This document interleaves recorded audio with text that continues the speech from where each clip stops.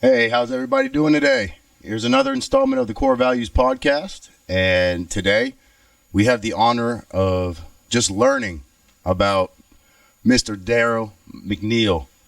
So, Darryl, what do you kind of do for a living? What do I do for a living right now? Let's start with right now.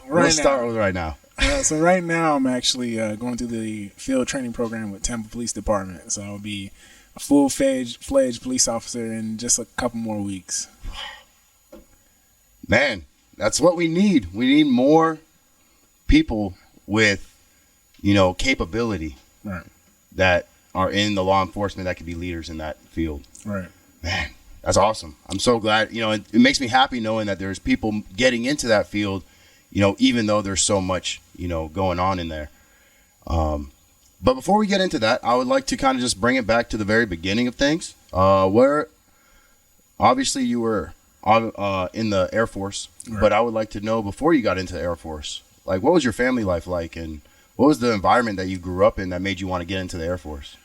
So the interesting thing about that is my life turned out to be exactly the opposite of what my upbringing was. So my upbringing is a podcast on its own. Well, let's start it. You're on.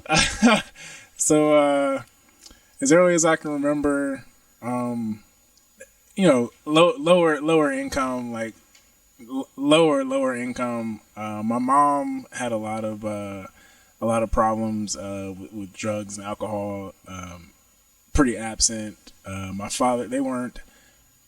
From as far back as I can remember, I can never remember my parents actually being together. Mm-hmm. So it's just like the typical, African American story of a single mom with raising her kids. I'm actually her last kid. I'm the last of four, so I have two older sisters and an older brother. And as far back as I can remember, my mom will be gone for multiple days at a time, and this is, I'm 6-7 years old, so.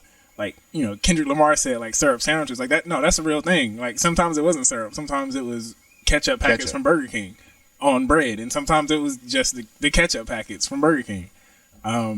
So that's how life with my mom was. I can remember living with my dad for a little while. He was a stern believer in a good spanking will fix anything. And I can't remember too many specific incidents, but there's one that sticks in my mind like it happened yesterday. We went to Burger King for dinner. We live in the trailer park. We get back to the trailer. I wasn't feeling too well. I'm sitting in the kitchen eating, and he's sitting in the living room on the couch. And I remember I threw up on the plate, and the food came out. And he comes over, and instead of worrying about why I threw up, he pointed at the food and said something about me wasting his money. And he backhanded me in the chest. I fell on the floor. The plate fell on the ground. The plate broke, and I was just like, "This can't be life." Like, I'm obviously sick. I don't think this is the right course of action. But fast forward a couple years, we stayed with our God family. There was a family that took us in. The man's name was Steve Boone. I call him like Uncle Steve is what we called him, and he pretty much raised my brother and I, and he was the one that instilled more of the discipline and the values that you need to have as a man into us. He would actually have work for us to do and would pay us for it. So we'd go, he had a farm, we would go, tend to his pigs, cut some grass, put up a fence, teach us, you're supposed to save X amount of money, do X, Y, Z. And we actually lived with his family for a couple years. And my dad is the one who pulled me from there, and that's when I was living with my dad. So it's kind of I don't know how people have vivid memories of childhood, because mine is like a jumble from all the houses that I lived in. But fast forward to high schools when I have a little more clear memories. My mom was still struggling to hold a place. When my oldest sister turned 18, my older brother and my older brother's only a year older than me, we would move in with my sister. We would be living with her for a while, and then my mom would move in, take over the bills, and my sister would move out, find another place. Then eviction would follow, and so on and so forth. Like, we spent so many months without either electricity or water or both. Like, I'm not a stranger to taking a bath out of a cup with a candlelight. Like it, that's what life was like. So my when my brother finally got old enough, as soon as he turned 16, he had a friend who worked at a KFC right down the street from our the apartment we were living in, and it was another one of those situations where it was my sister's apartment, and my mom took over, sister left, and then bills started sliding.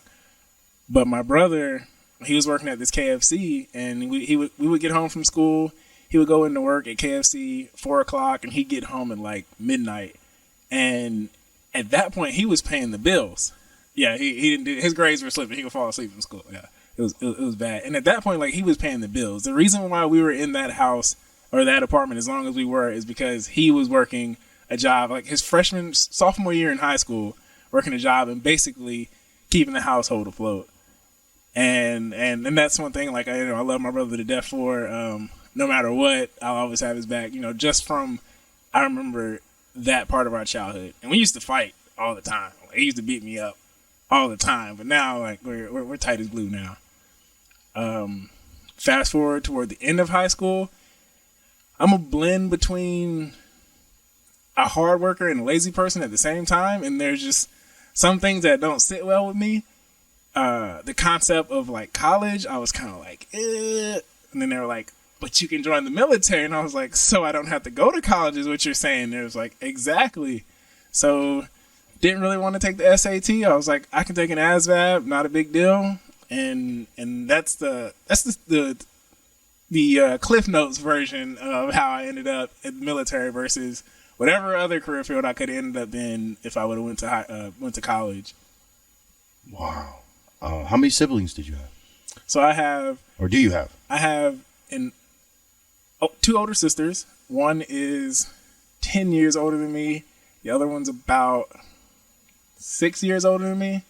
And then I have one older brother who's like 13 months older than me. And then there's me. So there's four of us. Yeah, I'm the fourth. The last one, the baby.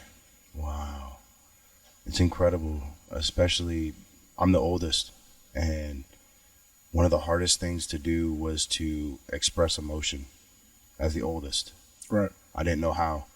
I knew I was supposed to be a leader, but I didn't even know how to figure out my own, pain and suffering. And I took it out on my younger, siblings. How far was the separation in years? My sister was 2 years. 2 years younger? And my brother was 7. But, my sister was directly, right there. And right. It was just, I didn't know how to cope with it. So I took it out on, my siblings. Right. And, hearing that your brother, he was the one experiencing all the stuff that you were going through while he was still going through his internal, development into a man. Right. He didn't really have a place to look to as like what the man. Obviously, you had Mr. Boone, but what about that really just you carry with you today? What about that childhood where you didn't know where you were, like what was safe and what was temporary? So the main thing about my childhood was for some reason I understood the textbook definition of the difference of right and wrong. And what I was exposed to was a lot of the wrong. And something told me this is exactly what you should not do. I had an uncle.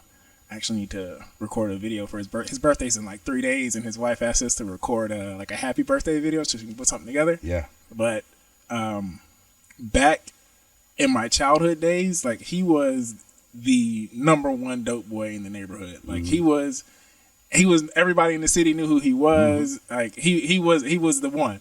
And I remember coming home from middle school one day, because we all lived in a trailer right down the street from the school. Came home from middle school one day. It's like 6 squad cars outside of my house. My uncle's in handcuffs in the back of one of the cars. And we're walking up to the trailer, and the officer looking at us like, are you coming to this trailer now? Yeah, I live there. This is weird. But he's a completely different man now. He did 9 years in prison, and he turned out like he's a phenomenal role model now. But at that point in my life, he was a role model for what not to do, and now he's a role model for what to do. if you look at it like as young, you're young. First off, where did you grow up? I grew up in a little bit between Spring Lake, North Carolina, and Fayetteville, North Carolina. Really? Yeah. Wow. Yeah. So I was stationed at Camp Lejeune in Jacksonville, so I kind of have an idea of where you were located. What was because as a child, if you see somebody as a breadwinner that's bringing money into the house, it's almost like you don't care how he brings it in. You want to eat. Exactly. You know, I don't care how you bring it in. I want food in my belly. Right. You know, I want warm clothes. Yeah, but at the same time, there was just something in me that was just like, even though he is getting the outcome that you want, what he's putting in to do it is not exactly what I need to be doing. Exactly. It's not the moral way to go about it. But that might be also a reason why he came out so well, because he was kind of doing it under necessity. Right. It wasn't who he was. He was the person that took care of people. And did you kind of get any of that leadership, quality from being exposed to men like that, like your brother, like your uncle, like seeing people that were able to bring something to the table, even though if they weren't doing it, or even your father that weren't doing it the right way, but you saw the need, the necessity for it in that moment? Well, I'd say I took a little bit from everybody, and it was basically the old saying of "there's more than one way to skin a cat," and I just have multiple people teaching me different ways, and you just got to go with the way that you feel is right or you feel is going to work best for you. And I didn't feel like I wanted to go to prison, and I was like, I'm not a lucky person, so I don't want to go the route that that my uncle is showing me. Wow. And how big of an influence was like your sister? She's 10 years older than you. Oh, she was. I like to say I have two moms. Like on Mother's Day, I call my mom and I call my sister. My sister was 100% a mother figure. Again, from when she was 18 and able to move out and get her own place, like she was doing that, and she took care of us for several years. There was one point where it was, I don't know how we ended up. We ended up in one county, and then going to school in a different county. And my sister worked like a late shift. Like she got home around like midnight or something. And she would wake up to drive us to school, and it was like a 25, 30-minute drive. This is Monday through Friday. And then we moved closer to this school, and we were going to that school for maybe another half a year. And then somehow we ended up back at the Cumberland County School, which was another 30. I was like, how does this...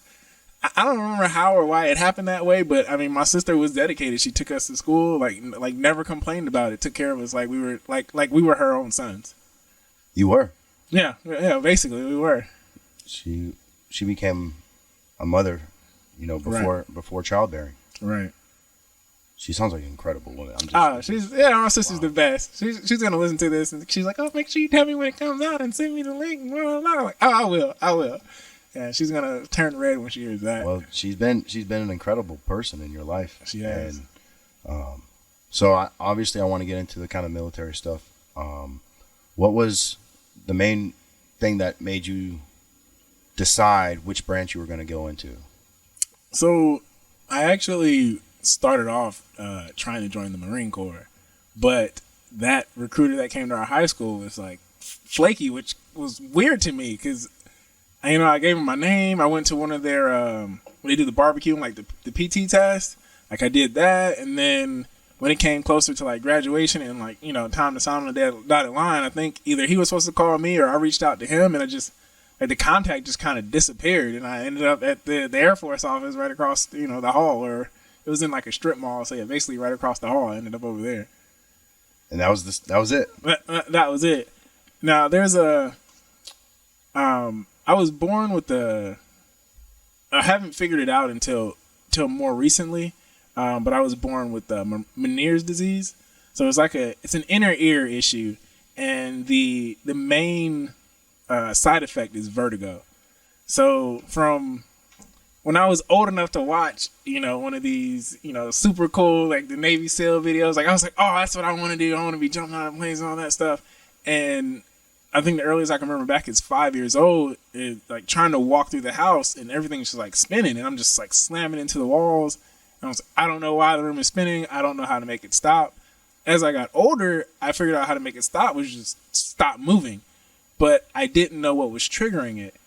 And I was misdiagnosed with having a sinus issue, or they were just migraines. And even at a young age, I knew like this, because it was occurring maybe 2-3 times a year. I knew like this isn't something that I can have and be in a special forces branch. Like that's a liability. If something ever happened and then I get stuck into that, like they're going to be stuck trying to take care of me. And I just wasn't comfortable with that. But I figured, I can go the Air Force route and figure it out.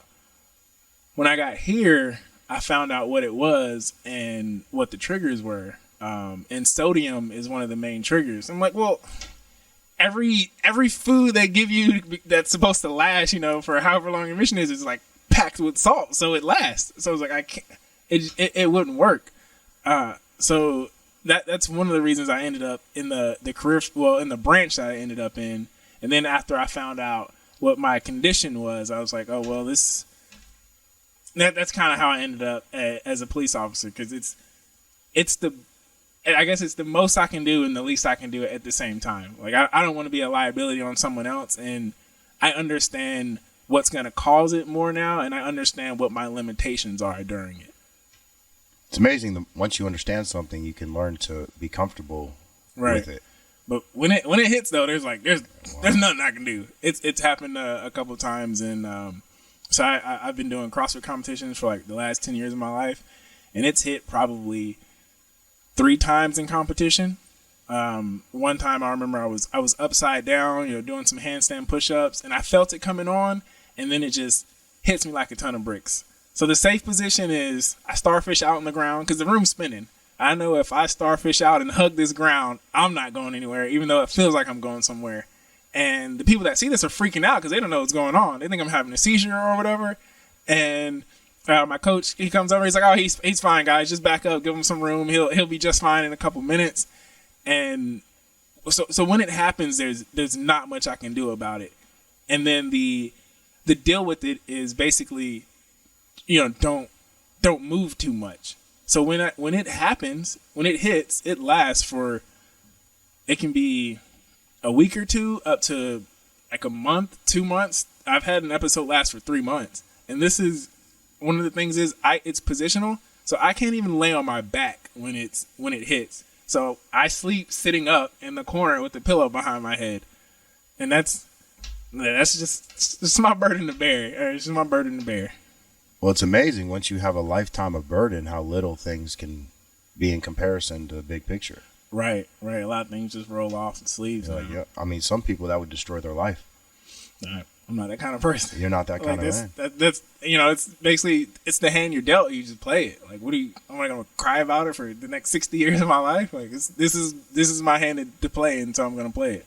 You're the man that's, hey, I got a pillow. Yeah, I got 2. I'll put my bed in the corner for that reason. Like, now I can sleep sitting up against the corner. So how did you get through military training with this issue? So, when did you join the Air Force? So I joined the Air Force, 2009, right before Christmas. I left for basic training in 2009, right before Christmas. What day? I don't remember. I shipped out December 14th. Oh, wow. I bet my mom will remember. She's great with remembering dates. Oh, man. I'm terrible. That'd be crazy if you and me shipped out. I shipped out December 14th, 2009. It was before that. It was December 1st. December 1st, 2009. Wow, that's incredible. December 1st, 2009, I left Fayetteville, North Carolina, and I went to all of the Air Force basic trainings at Texas? Yeah, Texas at Lackland. Lackland Air Force Base? Yeah, because Shepherd's where my text goes. So Lackland Air Force Base, everybody's there, and it was weird because right off the back, I was like, all this screaming and stuff, it ain't doing nothing for me. So you can scream or you can talk to me like a normal person, but I'm getting what you're saying no matter what. But basic training, I avoided the food triggers that I knew I had. And I somehow managed to avoid from day 1 of basic training up into probably a couple months after I got to Florida I got to Florida December 2013. So about 2014 was my first episode since joining the military. And I was able to avoid like all my food triggers and all that stuff. And I had some close calls where I turned my head one way and I was like, what was that? Was that, is it coming? Is it not coming? But yeah, it was basically, I ate toast and meat. And basic, that was it. Toast and meat. And most meat tastes good with salt. It tastes better with salt, to be honest. But it was like, hey, is there salt on that? No, all right, I'll take that and a piece of toast, and that was it. Wow. I lost a lot of weight in basic training. Wow, but you made it. Yeah, but I made it without an episode. That's the incredible part. Right. So once you got into training, it's kind of funny that you said you did your tech school at Shepherd. Mm-hmm. I did my schooling at Shepherd. Oh yeah. I was just asking. What months did you go?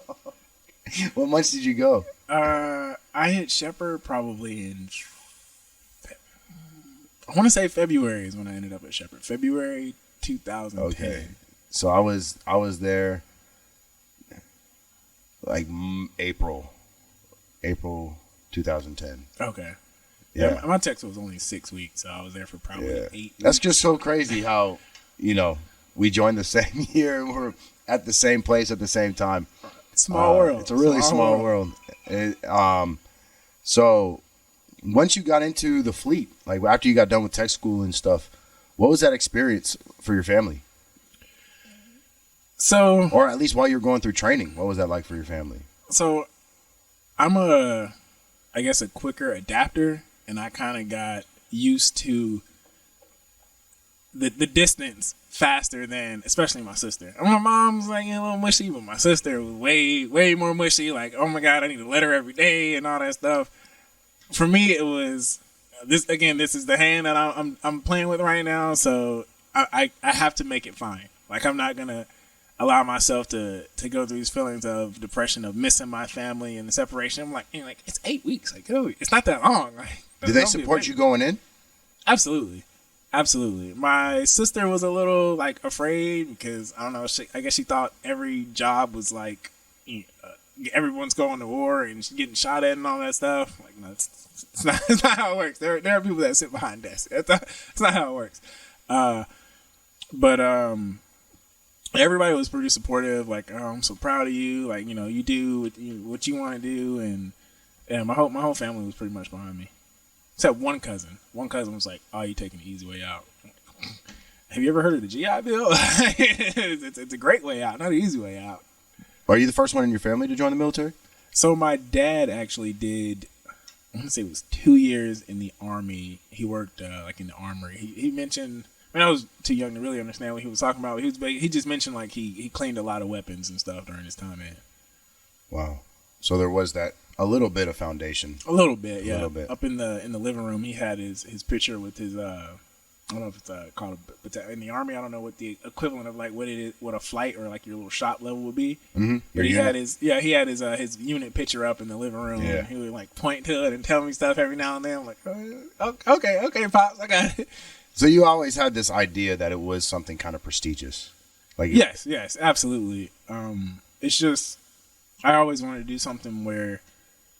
You still have to earn the respect, but it's also a respected position. I would like to know what was it like being black in the military? I'm gonna be honest. At first, I didn't pay too much attention to it because I tried. Even though I was raised in the South, like North Carolina is the South. I had a girl in class tell me one day I was raised not to talk to black people, and I was like, well, it was nice chatting with you. I'm gonna go over here with everyone else who just sees me as a person. So I didn't pay much attention to it until other people kind of pointed out like, hey, you're the only black person in X situation. Like, hey, you're the only black person in the DFAC right now. You're the only black person in the shop right now. It's like at some point it doesn't matter, but then you start to see how you're treated slightly different by certain people, and it's one of those things where you don't have full evidence that it's because of your race, but at the same time, you don't have evidence that it's not, because the comparison you have are with people of another race. So it's like, I don't want to be the one to pull the race card, but what exactly is going on here right now? So I tried to not pay much attention to it, because again, it's not going to do me any good to dwell on the fact that, oh, they're treating me this way because of my skin color. Like, if I would have said that, they would have been like, no, they're treating you like that because you did X, Y, Z. I'm like, okay, sure, but so and so did X, Y, Z too, and well, it's different because he's been here, like blah blah blah. Like, is it different? So I don't know. I just tried to not to live into it. Because in the military, it's even more, distant in the ratio. Right. Because they're very, Hispanic and Black people are represented in a small minority in the military. Right. And women included into that as well. Oh, absolutely. But what was, when you started getting into your unit and getting kind of used to the Air Force lifestyle, what was the biggest change that you had to deal with? Because you were living in such a sporadic lifestyle before. You were from place to place, and now you were stationed in one place, one time, doing one thing. Right. The biggest thing was responsibility. Like, I'm responsible for making sure I get to work on time. I'm responsible for making sure, like, all my work is done. I'm responsible for my little dorm room. I'm responsible for my uniform. It's like, all of a sudden, there's just responsibility piled on top of me, and I'm like, my two jobs before this were KFC and like Walmart. Like, this is a lot of responsibility dumped into my lap. But other than that, it was understanding that the military has a rank structure, and you have to play. It's like a chessboard. You have to play your part and understand what people's part is above you, and play your part, and don't cross the line. Don't cross no lines. Don't ruffle no feathers. Although I ruffled a lot of feathers, I try not to ruffle feathers, I should have said. And so the rank structure was definitely the biggest thing, because what I see it as, I'm a human being, you're a human being. Just because we put on these tops that have these chevrons on it, like that doesn't make you more of a man or less of a man than I am because you have two more or two less chevrons than I do. Like, we are more or less equals until the rank structure is set up for communication and decision making. If you feel like your rank puts you above me as a person and you decide you're gonna talk down to me because of that, we're gonna have a problem. But for the most part, the people that I dealt with were understanding of, like, we're just human beings. They know that they tell me that they need me to do something, and they just tell me one time, like, I'm a person and not a pawn or just an airman. Like, they know I'll get it done. Even if they do talk down to me a little bit, and like they'll get a little, I can't say it, but they'll get the They'll get the I. They'll get the I, and then I'll take care of what I need to take care of. Yeah, it's amazing how much you kind of have to fight for just being like, hey, just come at me like a person. Like, right. If you're the same rank as me, there is no entitlement to you. Right. We are men. Even if you're above me, you still have the same family problems that you go home to because you're a human. Absolutely. So you're not better than me as a person. Right. You are all you have done is had more time in service. Exactly. And that's your benefit. Your claim to fame is you've been in for a longer time. Yeah. So what was it? Did you ever get put to a duty station that was outside of Florida? So I started off outside of basic training. Oh, outside of basic. I did. Yeah, sorry. My first duty station was, what was the name of the base? Luke Air Force Base, Arizona. And I had a time in Luke Air Force Base, Arizona.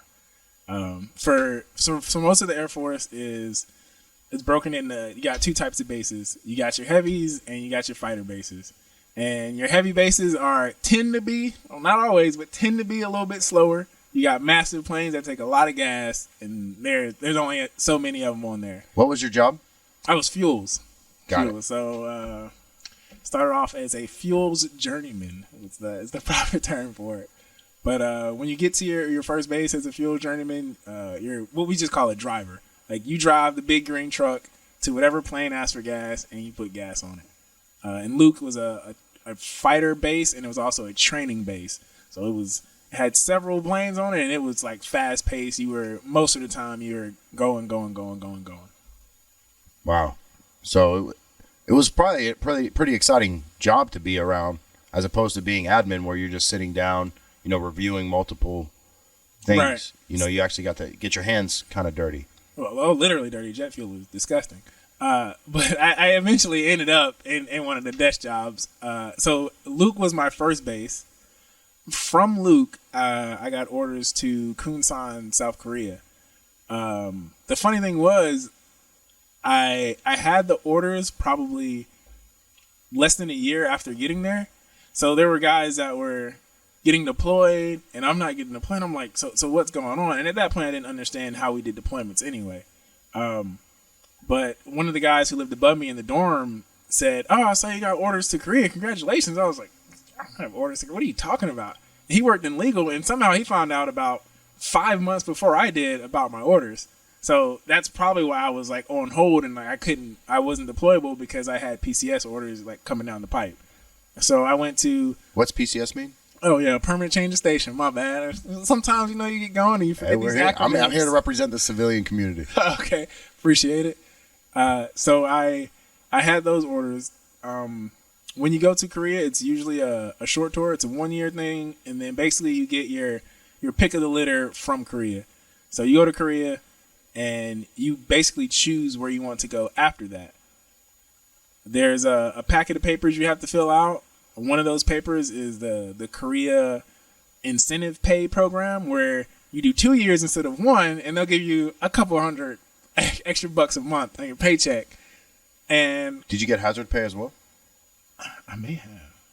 I'm not sure. I was not good at looking at my leave. That's fine. Keep going. Don't let me hold you up. Keep going.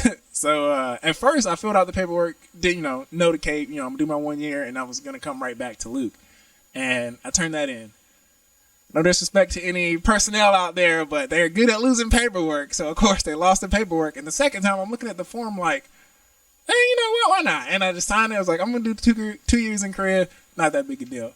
I'm one of those guys that I will make a whim decision on something that's big and just be like, okay, now I got to stick with this.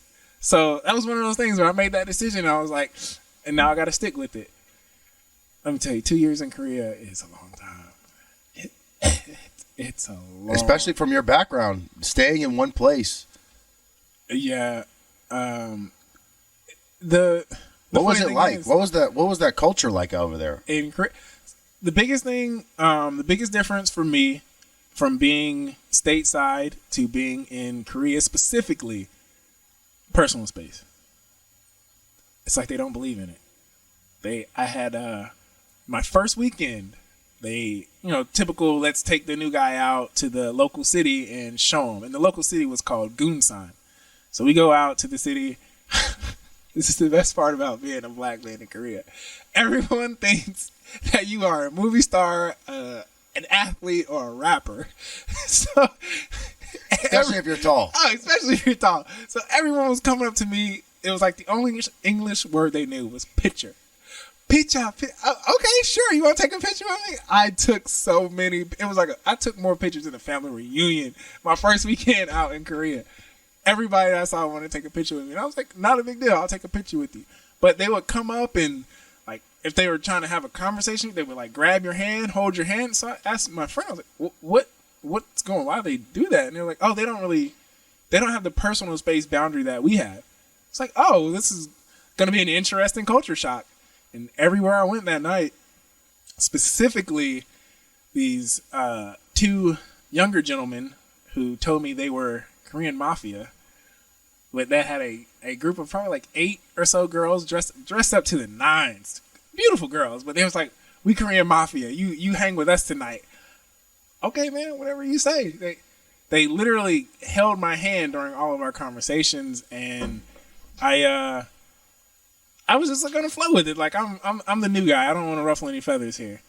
And they also don't flush toilet paper. That was a big shock that I didn't find out about. What do they use instead? They put it in the trash. Oh, the trash. Interesting. I was like wipes. Yes, I was on a mountain hike because they have several of those, like Temple plus Mountain. You take pictures, have a good time with your friends. I was like, I gotta go to the bathroom real quick. Number 2 before we go up this mountain because it could be a while. I go in the bathroom, I'm like, it smells terrible in here. I'm just thinking somebody's in the stall dropping a mean deuce. Respect, I can understand that. It happens to me too. I sit down, handling my business, and I'm like, I just can't escape this smell. And I look to the left, and the wastebasket is full of toilet tissue with skid marks on it. With skid marks on it. And I was like, oh, this is not cool. So again, I go back to my friends. Why was the wastebasket full of toilet tissue? Oh, they don't flush toilet tissue here. Okay. Whatever you want to do, that's on y'all. But it was a lot to deal with. The smell was a lot to deal with. It's totally different. Totally different. Did you ever get exposed to the Korean military at all? I did not. So there were I want to say 2 scares while I was there. And being where we were, all the bases there exercise regularly. Like they do anywhere between 3 days to 7 days of like war games. We're going to pretend that we're sending up, massive amounts of planes to go drop bombs or do whatever they're doing. The whole base is getting ready for if there was a chemical attack. So you're going to work in your chem gear. It's incredibly uncomfortable. You're going to work in your chem gear. Alarms go off and you have to put on your gas mask and all that good stuff.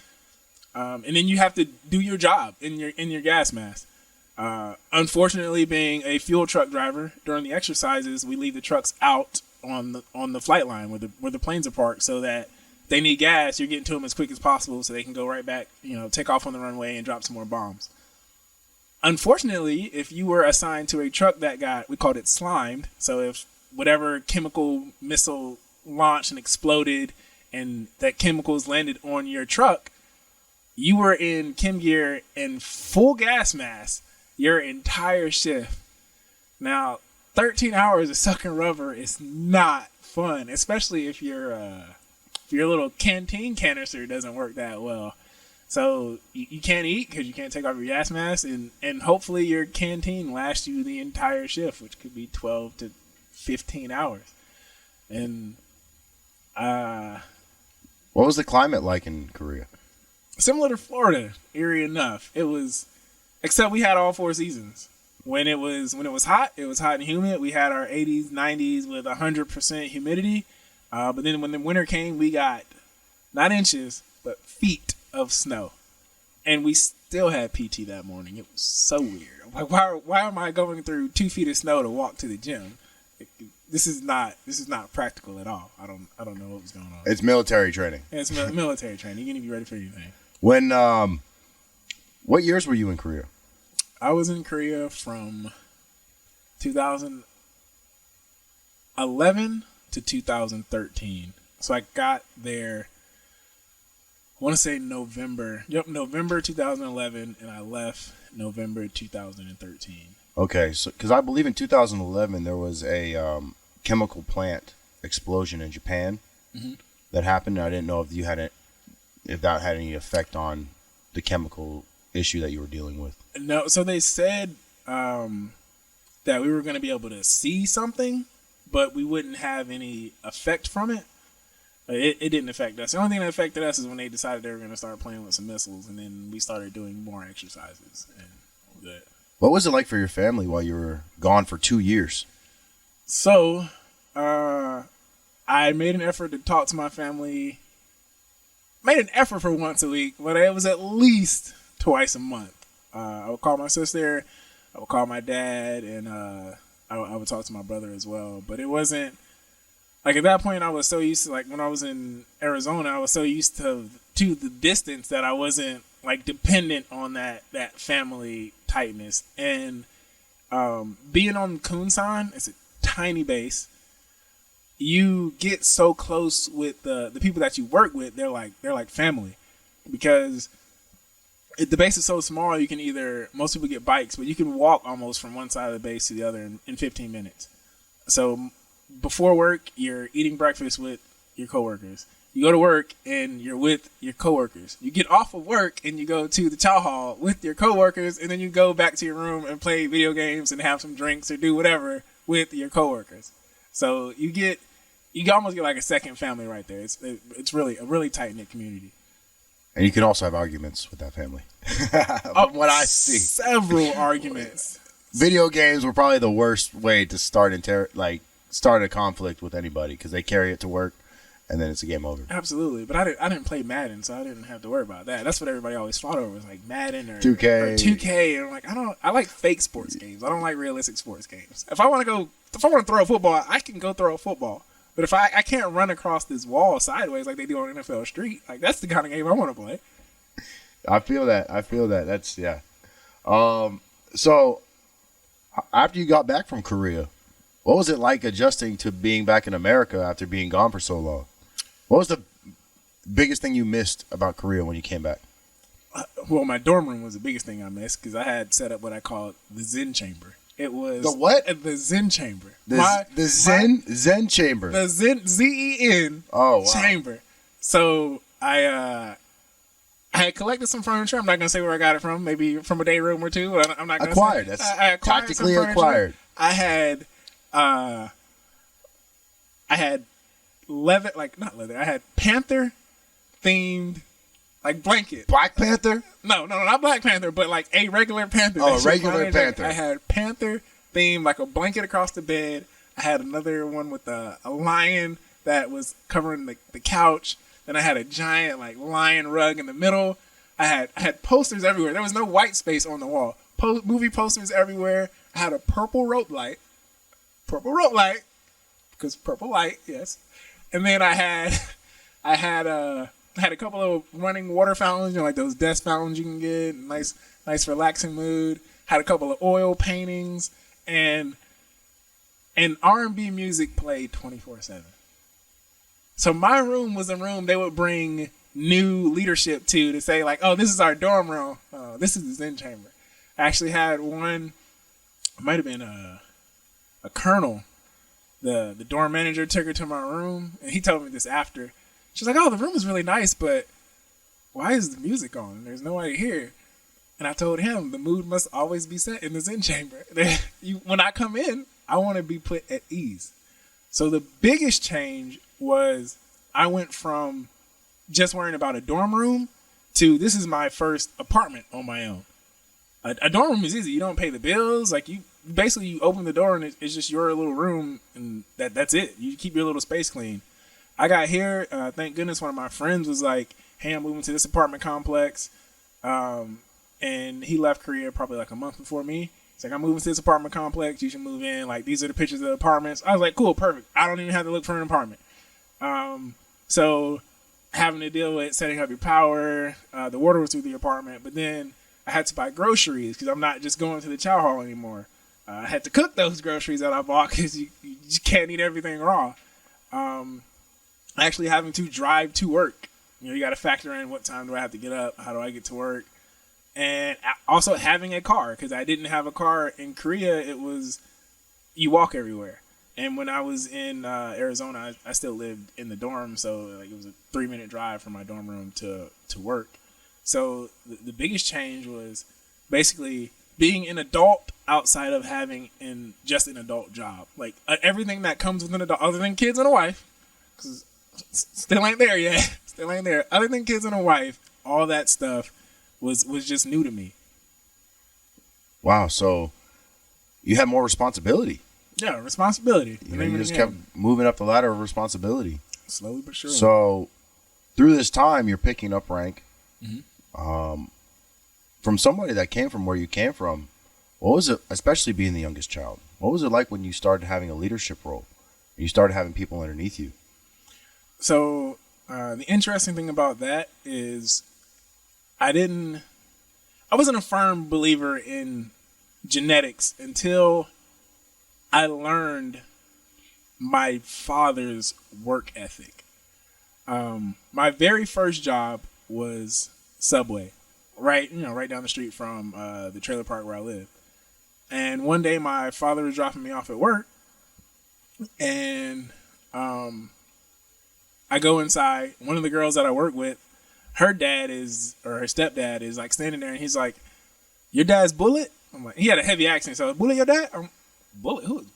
I was like, I don't know anybody named Bullet, sir, but I gotta go clock in, so you have a nice day.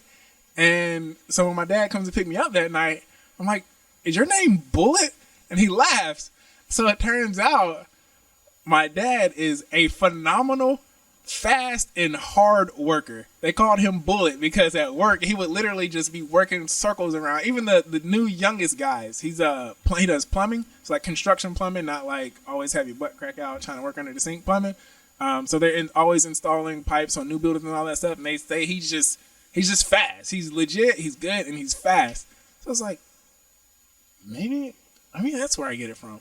Because I didn't know where it came from, but when you're hired on the Subway, they call you a sandwich artist. I don't know why they call it that, but basically you're gonna make people sandwiches, and then you're gonna wash dishes. But I didn't just want to make sandwiches; I wanted to make art, and I wanted to make it fast too. So I wanted to be the fastest sandwich maker and make the prettiest looking sandwiches. Like, it was weird, but I guess I got that from my dad. And then I ended up at KFC just because I moved. This is again moving from with one family member to another. I'm moving with my sister, and I started working at the KFC where my brother was working at the time. And also, we're still in high school at this time. And there was I don't know how many people that eat at fast food restaurants that never worked at fast food restaurants know this, but there's a timer on the window from the time that those people pull up to the board to order their food to the time they get to the window and then drive away from the window. There's a timer. And I had it in my head. It also didn't help that our manager printed out the timesheets for like the region of all the KFCs. I had it in my head that I want the fastest time, like period. So I would make, no matter how big the order was, I would try to make it in 30, 40 seconds. Just try to work as fast as I can and not have any errors. Like, oh, you're missing biscuits. Like, I don't do that. It needs to be fast and it needs to be accurate. And then same thing carried on. I promise the story has a point. You're good. You're fine. Same thing. I get to my brother leaves KFC and he's at Walmart, and he gets me hired on at Walmart as well. And the thing about Walmart is you usually start as a cart pusher. So I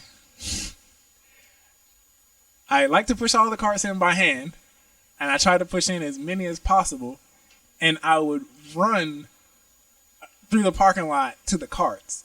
So I wouldn't just like walk, mosey, take my time. Not a full sprint, but a pretty solid jog to get to one cart, to the next, so on and so forth, pushing a line of carts in, and then I would be doing push-ups. Every row of carts I bring in, it started off at 15 push-ups, every row of carts, and then it ended up at like 20 by the time I left. So at the end of the day, I'm doing like 700, 800 push-ups. And when I first got there, my brother told me the other cart pushers, they hated me. It's like, your brother's making us look bad. He's working too hard. You need to tell your brother he needs to chill out. Like, I got zero chill, bro. I'm here to work. I'm not here to chill out. But eventually they understood that I'm not judging them. You do you. This is just how I'm wired. Get it from my daddy. This is just how I'm wired. So fast forward to my first base. It started off accidental. We got a new chief. It's the E9 for, across the branch, E9 highest enlisted rank.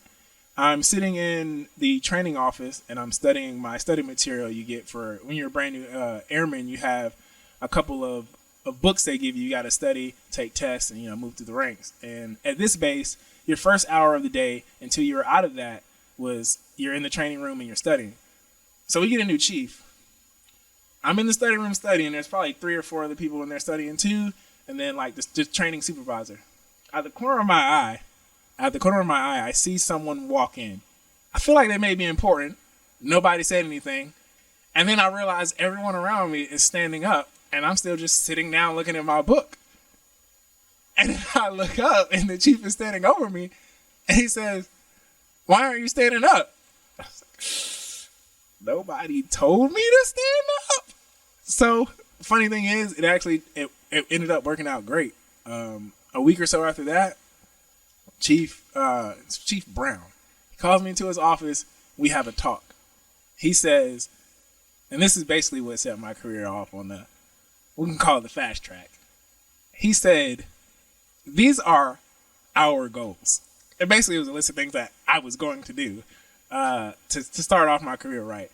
And he said, you're going to get a 90 or better on your end of course for, the books I was studying. I was like, okay. That was like a 2-3%, kind of the deal. 2 or 3% of the people in fields were getting over a 90%. So I was like, okay, I'll see what I can do. Then he said, you're going to join the honor guard, the base honor guard. I was like, okay, Chief, I guess I can do that too. And he said something about, pumper, getting X amount of pumper of the months. So for a driver, it's whoever on your shift pumps the most gallons, like puts the most fuel on planes. It's a pumper of the month award. And he just goes on to list a couple more things. He's like, and these are our goals. I was like, well, Chief, this is kind of more, a to-do list for me, but okay. I did the honor guard thing. Fantastic. Probably the best part of my career. I would never change that for anything. By the time I left base honor guard, I had done probably 130 details, probably 75% of it was military funerals, with 3 active duty military funerals. It was such an honor doing that. But then there was also the side where you just do just weird random, like this rent to own place opened up in a shopping mall and they wanted a color guard. So I'm in the parking lot, presenting the flag to like the 13 people that showed up for the grand opening. It was super weird stuff. But even there, I wanted to be like the best guardsman I could be. I wanted, my movements to be the sharpest, the crispest, the fastest, and it was a phenomenal experience. Back at the shop, I developed the habit where in my career field, when you were a driver, so my shift is from 7 to 3. There are about maybe 10 of us. And the way it works is the maintenance group calls for fuel. The person in the control center slaps a clipboard on the glass and says, I need a driver or need one, whatever they want to say. And basically the starting order is whoever wants to take it. You take the bag, you go pump your gas to however many planes you need to. You come back, you fill up the truck, you park the truck, and then you come back in the lobby and chill out. Basically until everyone else behind you has gone through the line. So you could end up in an 8-hour day working maybe 3 hours and you're just chilling. I'm not built like that. So I got to the point where I would take my truck in the morning. I would empty my truck. I would be at the fill stand. Truck's full. They say, all right, you can go ahead and come back to the parking lot. Like, you got anything else waiting? Cause like, I'm good. I got my food right here with me. I got my water right here with me. Like, I can go right back out. You sure? Yeah, absolutely. I'm here to do work. I'm not here to sit in the lobby. And plus, when you sit in the lobby, management come out and catch you, and they start asking you questions you don't know the answers to. You don't want those problems. So they call it turning from the fill stand. I would turn myself from the fill stand, and the people who matter appreciate that. The people who do not appreciate that. In Korea, I was the same way, even before I was able to drive, because you have to get your credentials. Before I was able to drive on Korea, I remember it was a Friday. It's slow. I got nothing going on. I move all the furniture, and I clean the lobby real good. Sweep, mop, the whole 9. And I remember one of the E6s come out. One of the supervisors says, "Oh, that's one motivated airman." I'm like, "No, this is just what I do. No motivation. This is just how I do." I find out they didn't tell me until after he left. Thank goodness they didn't tell me until after he left. I had spilled a little fuel on my boots, so I left my boots outside of my dorm room, right at the door. I don't like that smell in my room. One of the airmen who was leaving peed in my boots because he didn't like me because I made him look bad. Peed in my boots. So I was mostly just basically a driver. At Luke, I was all driver. When I get to Korea, I spent most of the time being a driver. I spent a little time in the lab portion of my career field, where it's going to sound weird, but we make sure fuel is clean and dry. And by dry, we mean no water in the fuel, because water works for the human body. Water works for the human body, but not a jet body.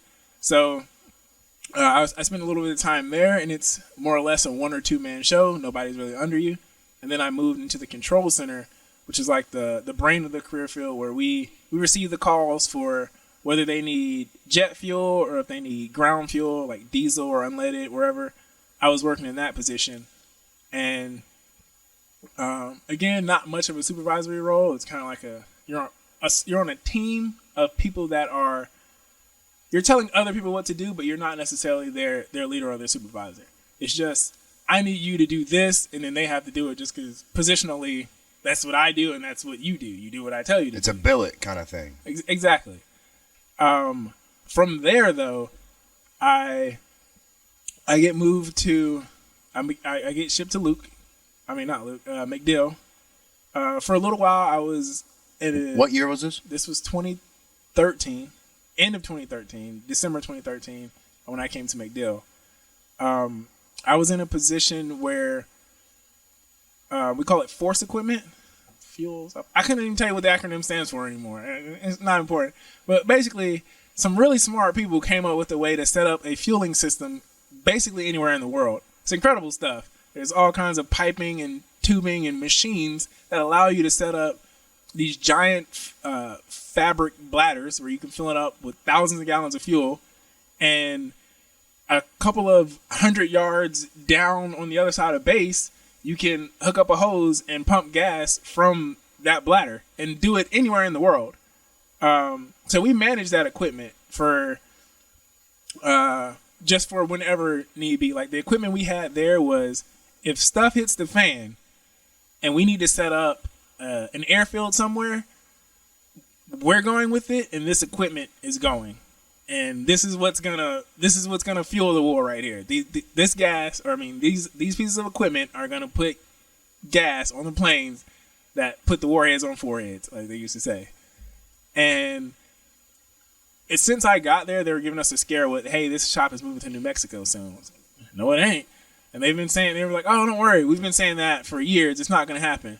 And it actually happened. They moved that shop back to New Mexico, but they moved most of us to the regular fuel shop. So I was back in the regular fuel shop, and this is where I got put into leadership positions.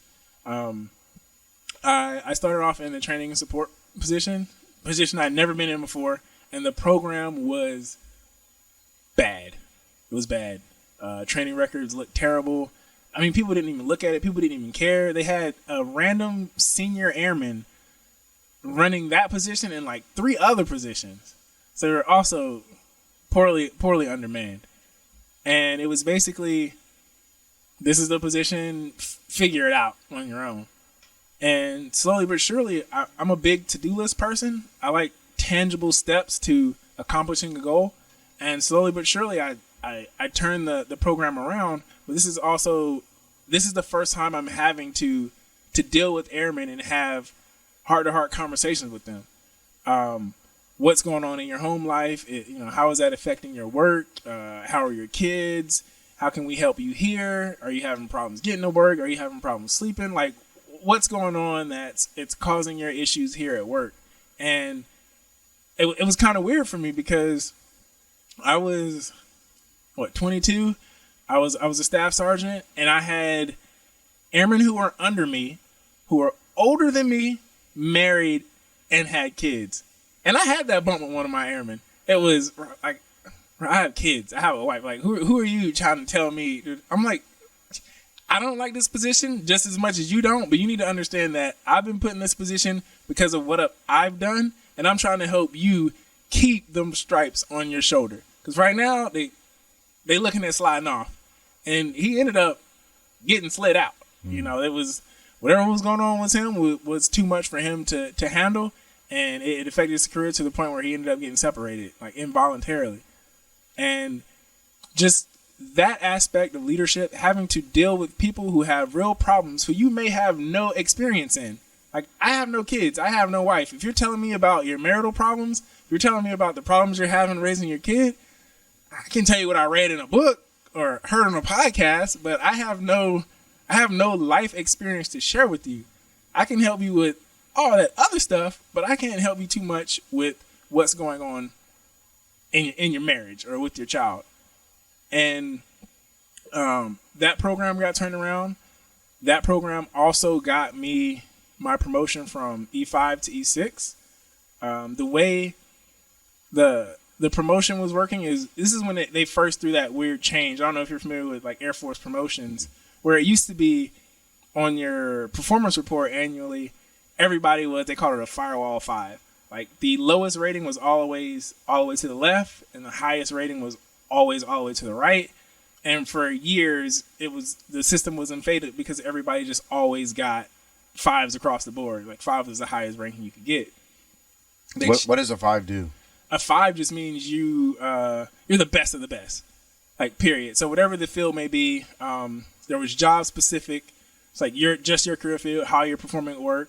Everybody was getting a 5. Like you're doing I think it literally said exemplary or something like that. Like you're the best of the best, but everybody's getting it. And then there was like extra duties. If you took on any extra duties, like if you were a PT leader, like you did physical training with people, or if you did what other extra duties are there? You have barracks managers. You did platoon sergeants. You have squad leaders, unit leaders. Right. So if you did any of that stuff, how are you performing in that? Everybody was getting a 5 again. And then off-duty time, like, are you taking classes? Are you volunteering? Somebody would do like 1 hour of volunteer work at like a 5K handing out water and get a 5 again. So the system was bad. It was terrible. They changed it to where even if you got all those rankings, the squadron commander now had the power to give the final rating of whether you were the cream of the crop, bottom of the barrel, or somewhere in between. And his ranking gave you extra points. So for promotion, we took a test for points, and then based off of your time in service, your time in the current grade you were in, and then now whatever the commander decided to bless you with was your final score. So with everyone in your ranking career field that tested, they would say, okay, this is what we want the cutoff to be. And the commander, basically, if the commander would have the ability to give 2 people out of the squadron, and our squadron was like maybe 150. But just specifically in your rank, it would probably be, maybe 30 or 40 people that were like E5s, trying to make E6. He would have the ability to give 2 of those people so many more points. It's like you're guaranteed to make it. And then there were, I think, 4 spots he could give the next amount of points. Not, a guarantee, but a lot of points. And then after that, everybody else was, this is the you get what mediocre. You get. Yeah, this is the mediocre field, and everybody gets this blanket unless they're just terrible. And I remember I was going grocery shopping at Sprouts. Shameless plug for Sprouts because I love Sprouts. And my phone goes off, and it's my squadron commander. I've never received a cell phone call from my squadron commander, so my bowels got a little loose for a second. And he says, how's it going, Sergeant McNeil? I'm good, sir. I'm just grocery shopping. Is there something I can help you with? He just, I like to tell, all my promotees, personally that I gave them the highest rating. So he called me to tell me that out of the 30 or 40 or however many were eligible, I got the number 1 spot. And it was from what another master sergeant told me, and that's E7 for the other folks. He told me when he reviewed my programs that you're doing a phenomenal job. And I said, no, sir, I'm just doing my job. And he said, you'd be surprised how far that'll get you.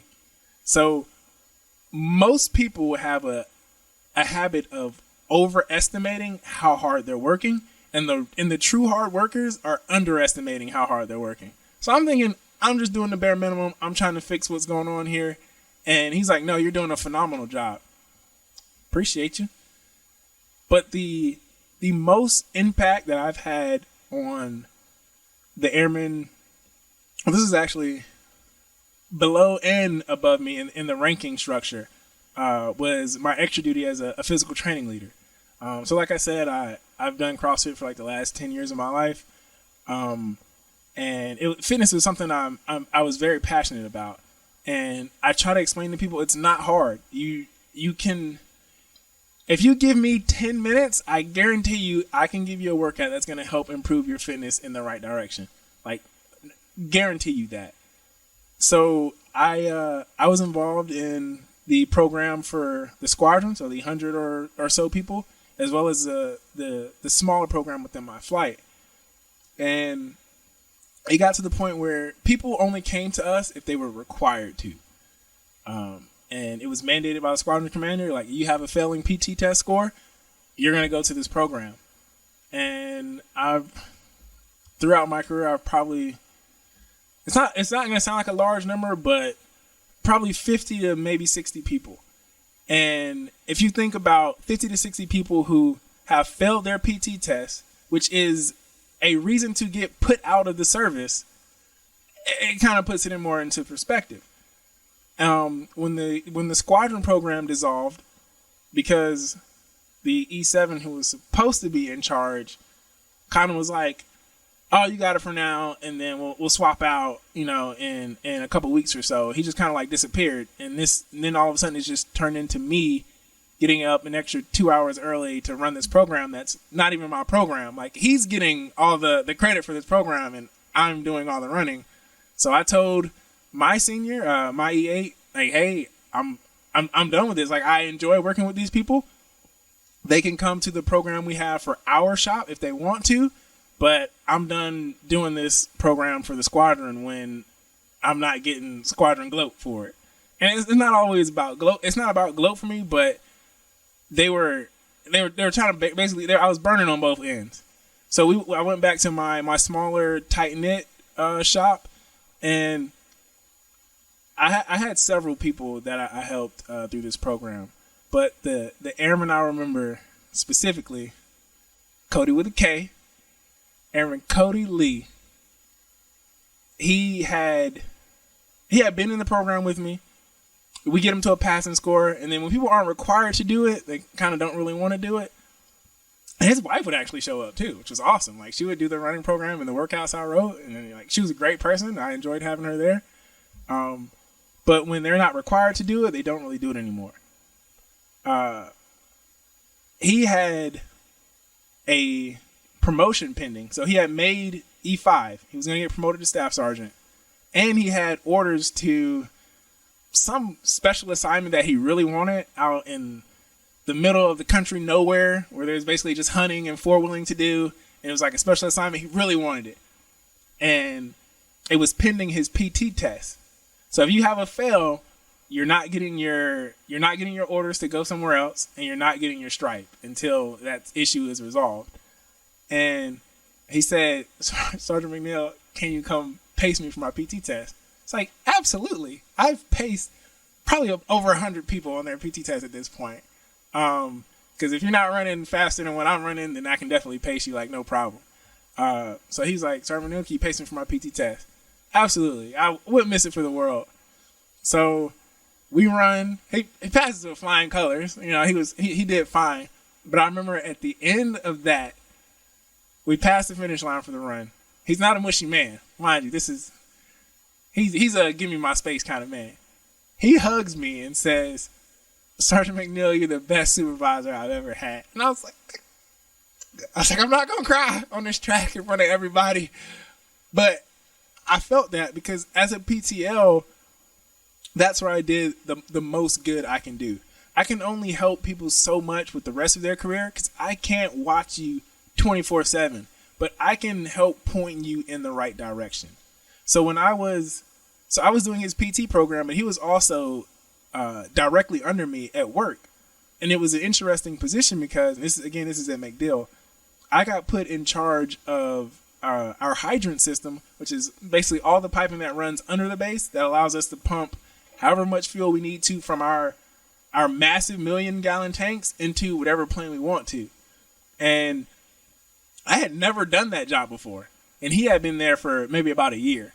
So I'm put over him, and he's showing me how to do my job. And I'm just like, and in that same position, you're wondering, how much is this airman showing me that's legit, and how many corners is he cutting when he's showing me this stuff?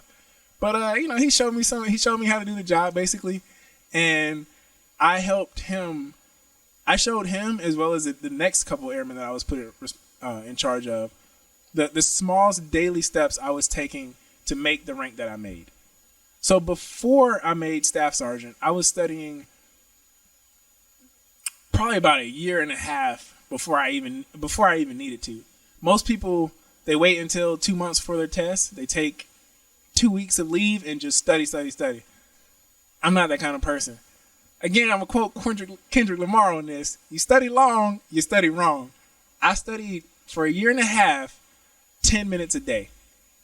Because the science says, like, you recall maybe 10% of what you read. If all I read was 2 pages, I'm probably going to remember all that if somebody asks me a question about it in, an hour or so. But if I study an entire manual that's 100 pages in one day and somebody asks me a question, I'm not going to remember probably 5% of what I read. It's just not going to happen. So I showed him, as well as a bunch of other airmen, this is what you need to study. This is how I study. It may or may not work for you. But what we are going to do is, at the beginning of the shift, we're going to spend 10 minutes in silence. You study from this list. You can study any of this, and we can talk about anything you come up to that you want to talk about. Like, write it down, but 10 minutes silence. You read, study. Put your phone down. You read, study, and we can talk about it after. Cool. That really helped them with their studying habits. And then the next thing was, if it's slow, no matter how slow it is, we're on salary. There's always something to do, and we're going to get paid whether we do something or not. But if you're with me, we're going to do something. So on top of our 10 minutes of studying, we also added, we'll find one random chore. And the random chore, it may not take 20 minutes to do, but it's just a little something extra. And I'm not a fan of the old school in my career field. If there was nothing going on, they would have you out there painting rocks. You would take paint, white paint, on rocks at 90 degrees and paint the rocks. I'm not about that. So we can go for beautification. We can go pull some weeds. We can go sweep out this warehouse. We can go clean like the little kitchen area. We can do something, but we're not just going to sit here and do nothing. And if I feel the nothingness creeping in again, maybe we'll go spend another 10 or 20 minutes doing something. But the thing is, I'm not asking you for a lot. I'm asking you for 10 to 20 minutes, which is less time than you spend on the toilet playing Angry Birds when you're supposed to be having a bowel movement. So you can give me 10 or 20 minutes, no problem. The problem was, when I became night shift supervisor, they were so used to the nothingness of night shift. You got 3 airmen, a supervisor, maybe 2 supervisors on the night shift. And you may get 2 requests for fuel. And this is, we're on 12. This is 7 p.m., 7 a.m. You may get 2, on a busy night, 5 fuel requests. And I'm taking 1 or 2 of them. If I realize there is a problem somewhere else in the shop that we can fix with our 12 hours that we are working 2 of, we can add 30 minutes to an hour of work to get this, get moving in the right direction. So one of the issues, we have quality assurance that will come and check our trucks. One of the issues is there's always, well, whether or not they're putting it in there, I'm not going to say, but there's always trash inside the cabs. And they act like like a piece of paper could take down a jet engine for some reason. So if there's any trash inside your fuel truck, it could end up on the flight line. It could end up sucked into a jet engine, and that could be a $2 million issue. It's a stretch, but maybe not. I don't know. It's the military. I'm not a jet mechanic. Military rationale. I'm not a jet mechanic. Logic. So cool. Are you telling me there's a lot of trash in the trucks? Well, we do, because we're responsible for putting the gas on our gas trucks at night. So we run our little diesel truck around and fill up all our truck tanks. So like while we're doing that, to checking which trucks need gas, we're also just gonna run through the cab. It's a single cab. Like, it takes 20 seconds to see if there's any trash in it. We're gonna go through the cab, make sure there's no trash. Sergeant McNeil, this doesn't lie. Just do it. Just look, make sure ain't no trash. It ain't gonna be no problems. Then another issue we had, every vehicle that's used is supposed to be like inspected and signed off before it's used that day, and I'm pretty sure that's across every branch. It would be, I remember it being like 2:00 in the afternoon. I'm like, I know I've seen like 2 people drive this vehicle. Why is it not signed off yet? To check out a vehicle, it takes like 2 minutes. You check the lights, make sure the lights work, make sure there's enough fuel in it, windshield wiper fluid, oil, good to go. Like 2 minutes.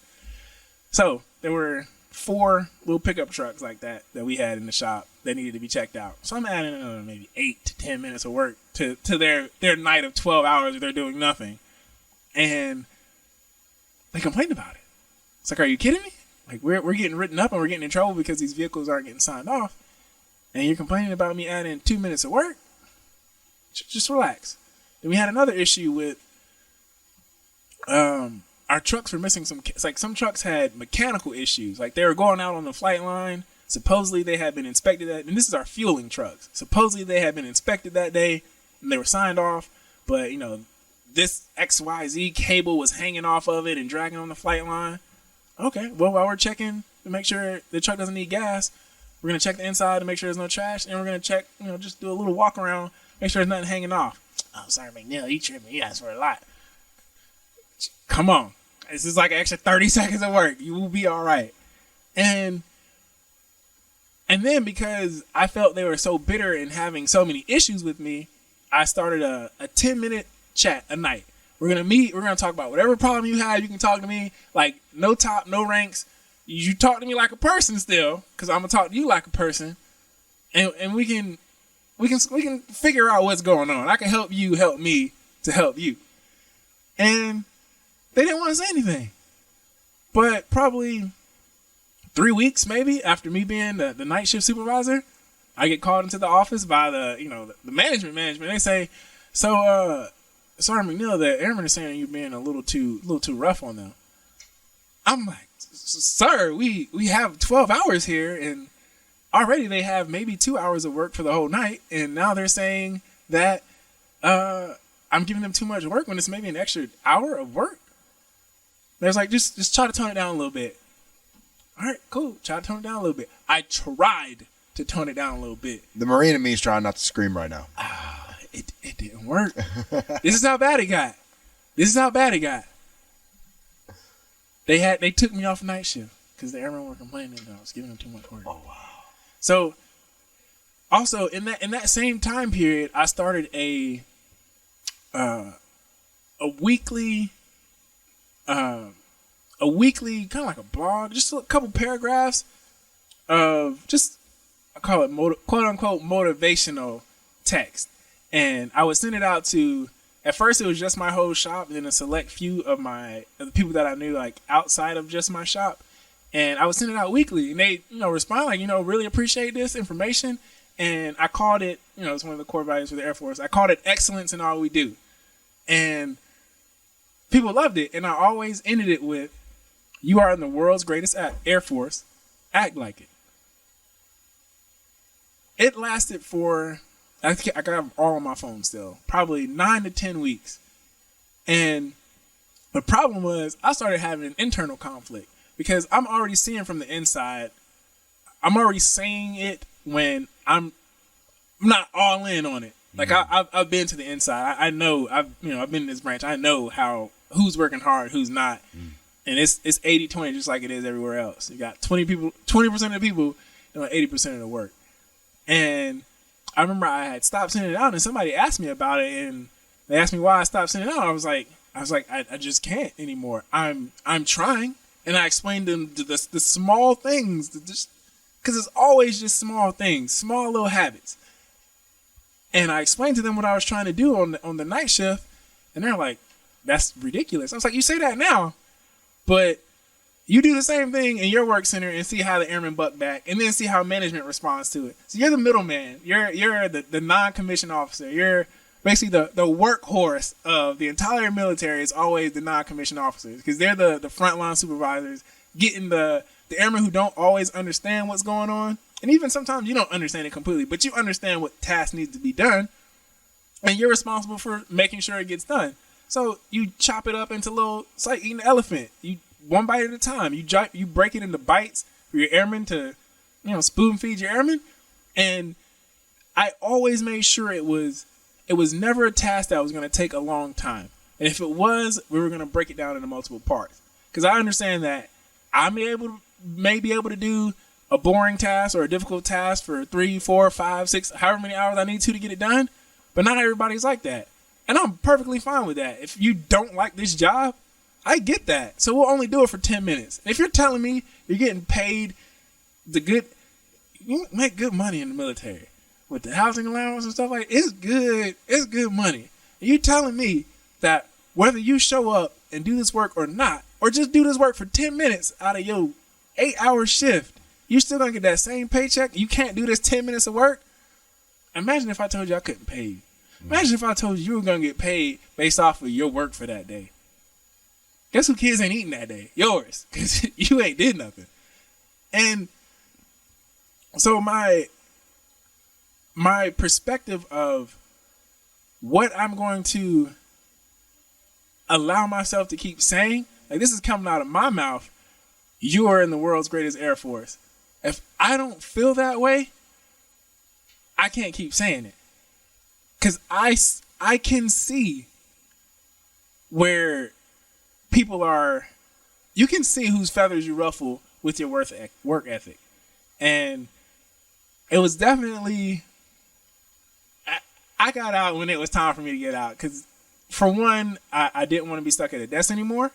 Because I'm not trying to boast on my fitness, but I'm too physical of a person to just be, on a keyboard or just, telling people what to do all day. That's not for me. And then also, I don't want to be the one responsible for people who don't want to be where they are. So I started back over in the police department. I'm at the bottom of the barrel. I'm not responsible for people who may come to work and hate their job and somehow have to find a way to get them to do their job. I don't want to be put in that position again. That's an awkward position to be put in. I want to be on a small team of people who are about their business and want to be there. If you don't want to be here, don't be here. Well, that was a long tangent right there. No, I don't even know what the original question was anymore. Absolutely. And the problem with the military is a lot of people don't want to be there. And you're trying to convince people that don't want to be there that they need to take their job seriously or be, actually have motivation. And it's difficult when you're 18 years old and you're getting paid twice a week, good money. Good money. And in an 18-year-old's mind, it's how little work can I do to get the same amount of money? Exactly. Because you don't want to clean your room, but you still want your allowance. Exactly. So it's like, okay, well, if I don't clean my room, I still get my allowance. Well, I don't have to clean my room. And it's like, you have to follow according to certain people's requirements. Right. And different jobs have different requirements. Right. So it's funny how some people say, oh, this isn't my part of my job. Well, your job was actually created from somebody of a higher rank than you. So if I'm a higher rank than you, then I can make more work for you because that is not your job. Right. Your job is whatever lawful command I give you. Yeah. That's your job. That's your job. Yeah. And your job is to follow according. Right. And that's what I'm saying. Like the Marine of me was like dealing with that is very difficult because in your mind, you're making absolutely correct decisions. Right. And you're getting told that what you see clearly is wrong. Right. And it's like an internal conflict. Like, is it wrong? I know I'm not wrong. I have people backing me up telling me I'm not wrong. I know I'm not wrong. They're wrong, but I can't do anything about it. Right. And it's also kind of, it's more than just that. How was obviously you had certain people that you were going to to talk about some stuff. How did they tell you to deal with people that don't listen to you? So, shout out to Senior Northington. He liked to be called Spence, but he was senior to me for so long. He always told me, don't stop being you, because you are exactly what we need. And I'll never forget that man as long as I live, and I appreciate him for that. If I had any issue, I could go to him and talk to it about it. Now, it wasn't necessarily him that was like, okay, you're making them do too much. You need to move. He was like, that's exactly what they need. If we're having these issues, you found a way to fix it. That's what we need. There were some people under him who were above me, but under him, who were over that section all shifts, and was like, you're causing too many problems. You need to move around. And the senior was okay with that, because it was like, we also have problems in this area.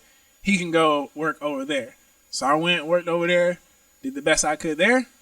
And then when another vacancy happened because of deployments, I went where I could go, where I had to go to next, and did what I could do there.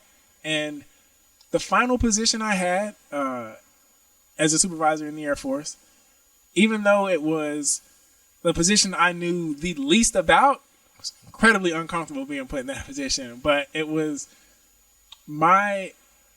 what senior told me was, you're more here for how you lead people and less about your knowledge in this position.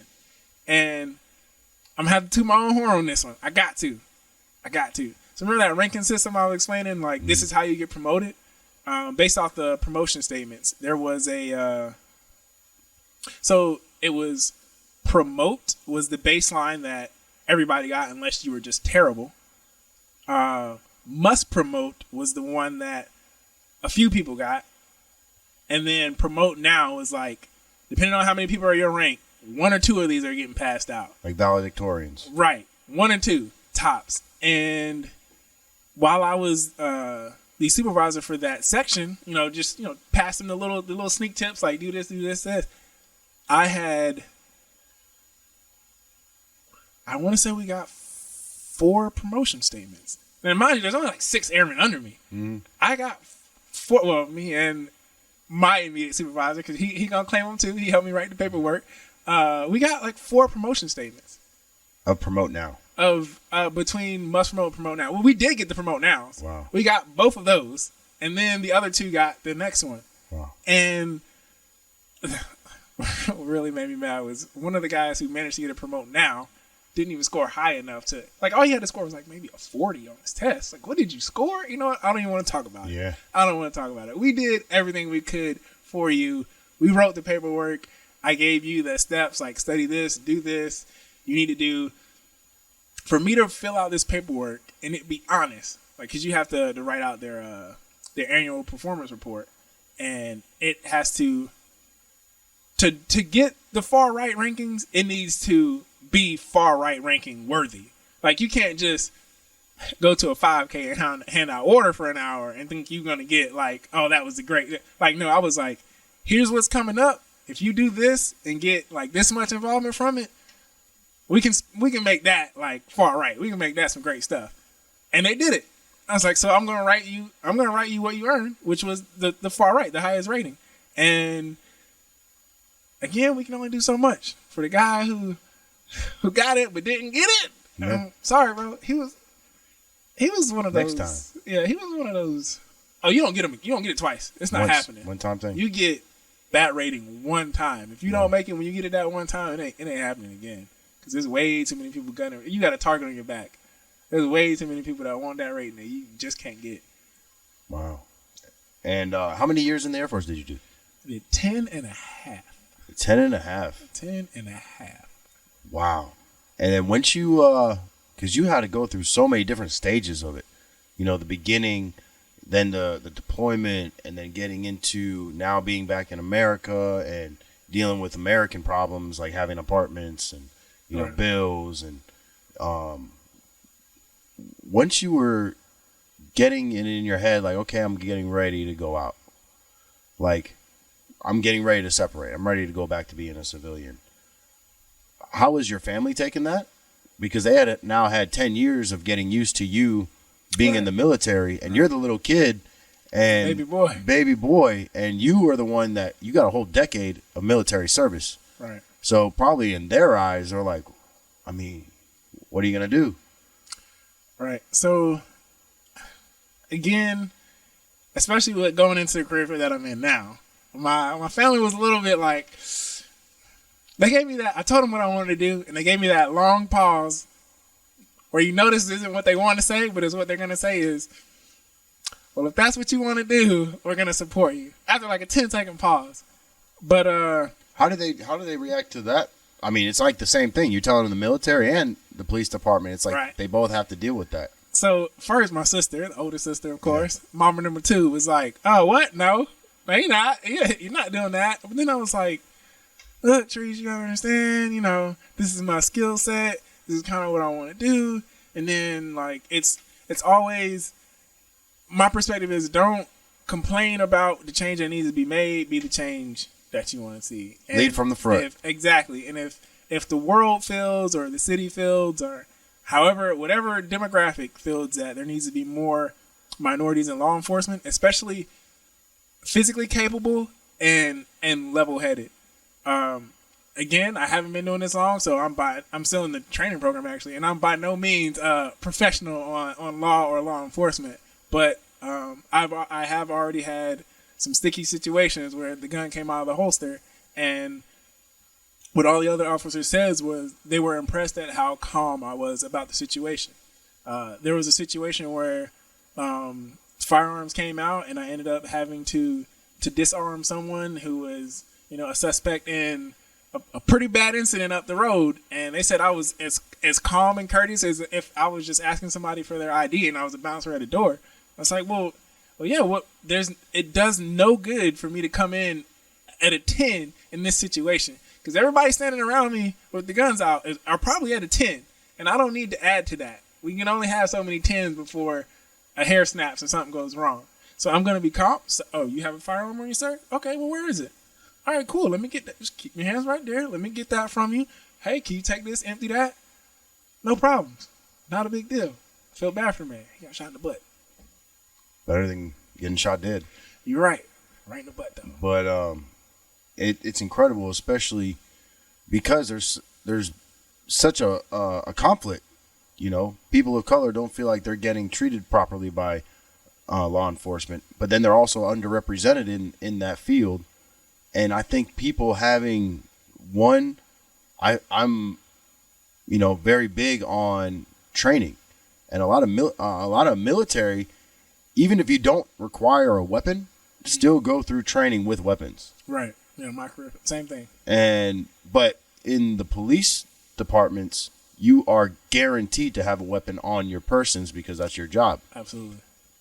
But the training behind it isn't all it. The problem is the de-escalation training. There isn't enough of it. No. There's not enough de-escalation because, first off, you should never be grabbing for your pistol and then mistaking it for a taser. That should never be an issue. Yeah, that should never be an issue. That's lack of training. It's a muscle memory. Absolutely. If you don't know what's on your belt, then that's lack of training because you physically put it there. All right. And I just feel a lot. It warms my heart to know that there are people that are leaders, and what you went through in the Air Force was dealing with people that didn't want to change. Right. Which is very similar to working in a police department. Oh, absolutely. But it's almost like you got a test run. You got a test run of seeing what it was like because you got pushed out of a unit because you were trying to change it because you saw how it wasn't beneficial. Right. Well, now you can lead by that example. Still do the things that you want to see changed. But instead of depending on others to do it, you can just be the example and be like, look, if you need to call me in because I have that ability to de-escalate, then that's what my role is. Right. You are something special because not everybody else around you can do that. And it's something that we need to use as our primary weapon. Right. Is verbal judo. Verbal judo. That's what it's at. First step is always ask. Always ask. And I'm, how does your family feel now that you are in this career field and they've seen you a couple times? You probably told them a story or two that you had to deal with. How do they feel about you being in this police field? They say as long as I feel comfortable and capable, they're going to be okay with it. But if I say something where or in this situation, I felt like I was a little over on my head, or I didn't know what I do. And it'll be my sister first. Well, maybe you need to find something else to do. No, I'm where I feel like I need to be. And I wanna go back to something you said about minorities feeling like they're not getting treated properly by law enforcement.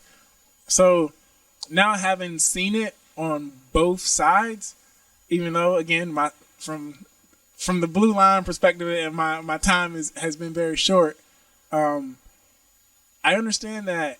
I will say that I can't directly say it's because of being minority, but I can see how the treatment isn't that great. But I will say this: if you feel like you're gonna get treated a certain way by law enforcement, then don't do anything that's gonna bring their attention to you. Now, I will say, there's the stops for certain things that you can't get around. Like if your headlights out or your tail lights out or whatever, they catch you rolling the stop sign, not something you can control. When I approach the window, don't come at me with the attitude. Don't say, well, I stopped. I said, why'd you stop me? I didn't do anything wrong. You just stopped me because I'm black. I need you to take a breath. I'm calm. I'm going to speak to you in a respectful manner. And in a second, I'm going to ask you for your license, registration, and proof of insurance. But first, I need you to take it down just a little bit. Because there's a 99% chance that I'm not even going to write you a ticket. I'm going to run you and make sure you ain't no wanted criminal. And I'm giving you your stuff back and tell you to be on your way. But if I stop you for something you don't feel like you did, there's no reason for you to start the conversation with that. Just tell me, I'm sorry, I didn't realize I did XYZ. Here's the documents you need. Cool. You don't need to sit there with your hands up. You don't need to give me an attitude. Just talk to me normal. Give me what I asked for. I'll have you on your way in like 2 or 3 minutes. Not a problem. Now, the problem is that a lot of people feel like they did absolutely nothing wrong. Now, I get it. You didn't do anything egregious. And you feel like, oh, me running a stop sign ain't as bad as, people over there murdering people and breaking into people's houses. I understand that. We're not always going to be able to catch that person that's breaking into people's houses. But when they get in their car that has a tail light out and they have bolt cutters in their passenger seat when I stop them, that's how we find them.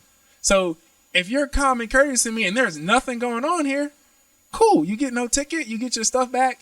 You're going on your way. The problem comes when you decide you're going to get an attitude because I'm just trying to do my job. That's what I'm trying to do. You want me to protect and serve? I know you don't understand it. You don't see it from that perspective, but that's what I'm trying to do. They don't understand the small stuff we do that ends up catching the big stuff. And that's just how it works. If you don't understand it, then it's best not to speak on it. And I know that's just human nature. We have an opinion on something. We want people to know, well, this is how I feel about blah, blah, blah. Well, have you looked into that? Have you asked someone who works in that career field? Have you checked this from multiple perspectives before you say this is right or this is wrong? So it's been an eye-opening experience of how things work on this side. Since I have you here and since you do have knowledge on that, are you okay if I ask you like a deep question? Absolutely. Is that okay?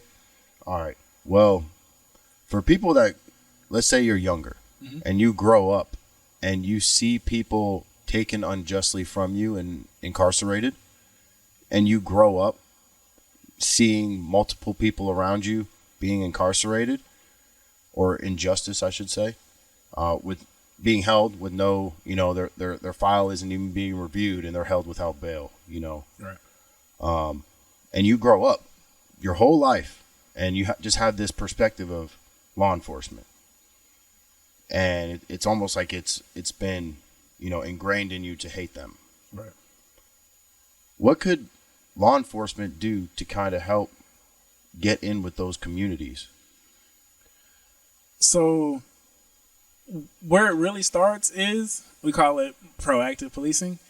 Just showing up in communities like that, or where they feel like law enforcement may not have their best interests at heart. Just show up as a person, have conversations with them, and let them get to know who you are on a more personal level. Still keep it professional, but on a slightly more personal level, so they understand that if you're doing something, they know you're not doing it unjustly.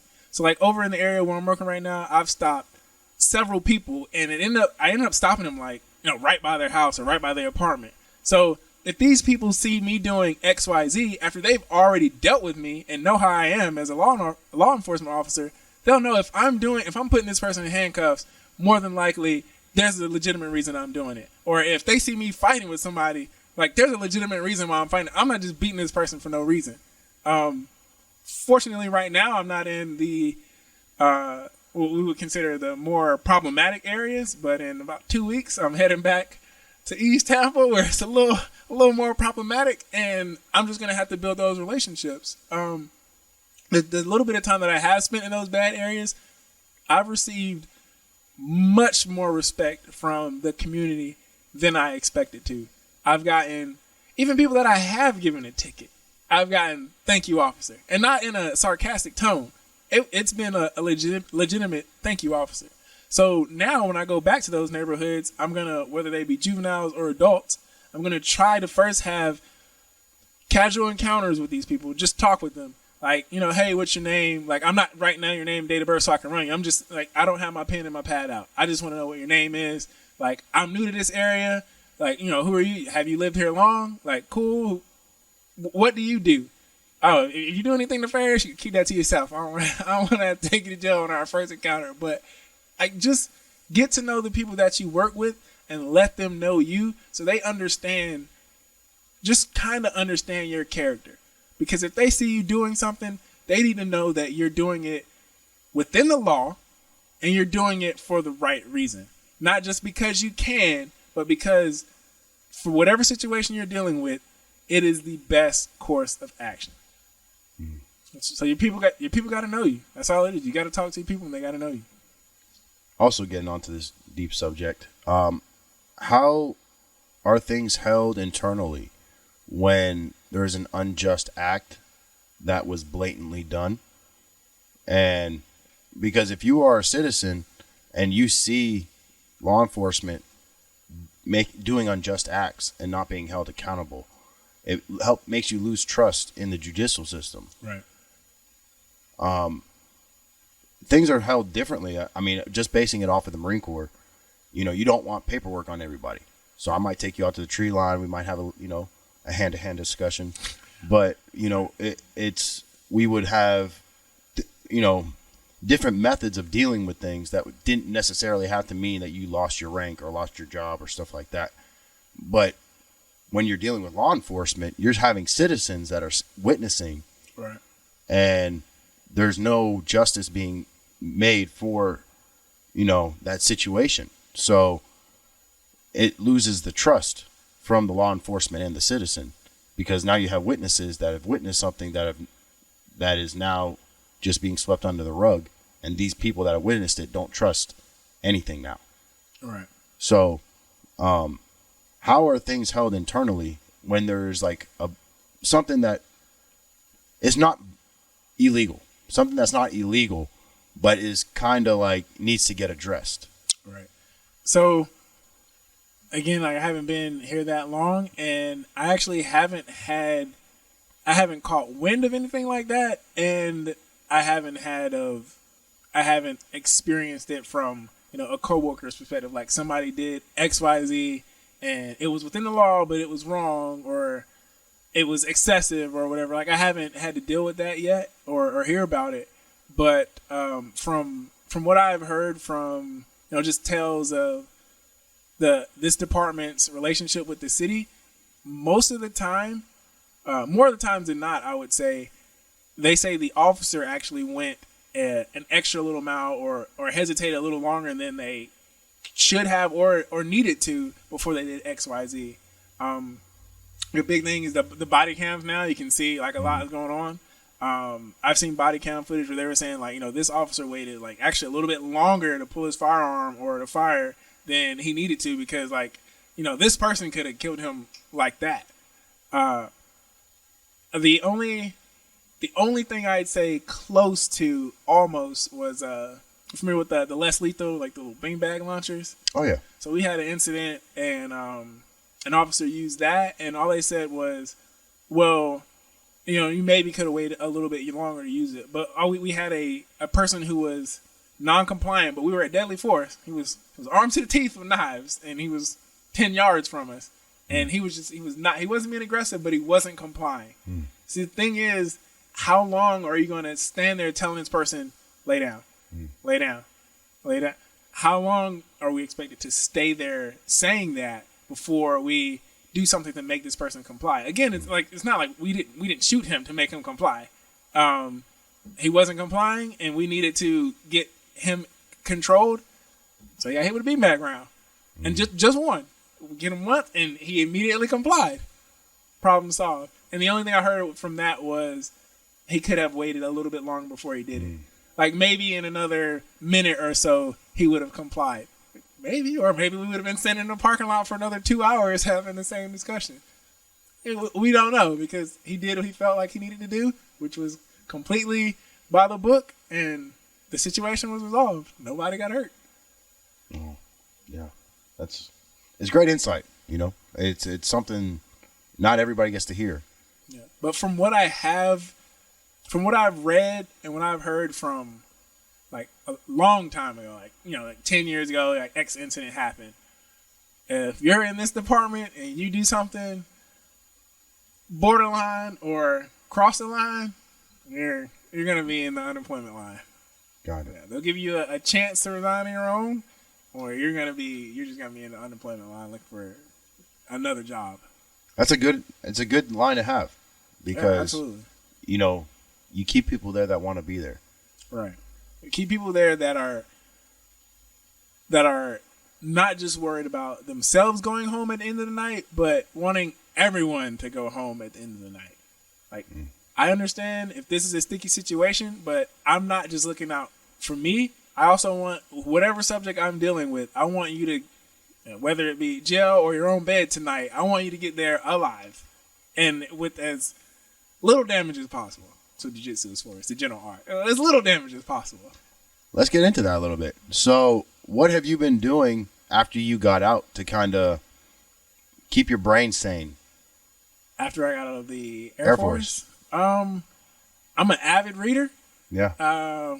And I read a little bit of everything, from autobiography of Malcolm X to the Motivation Manifesto to 48 Laws of Power to Dr. Seuss to Game of Thrones. Like, I read a little bit of everything. And one of my daily to-dos is, it used to be 30 minutes, but I cut it down to 20 because I have a lot of work reading to do.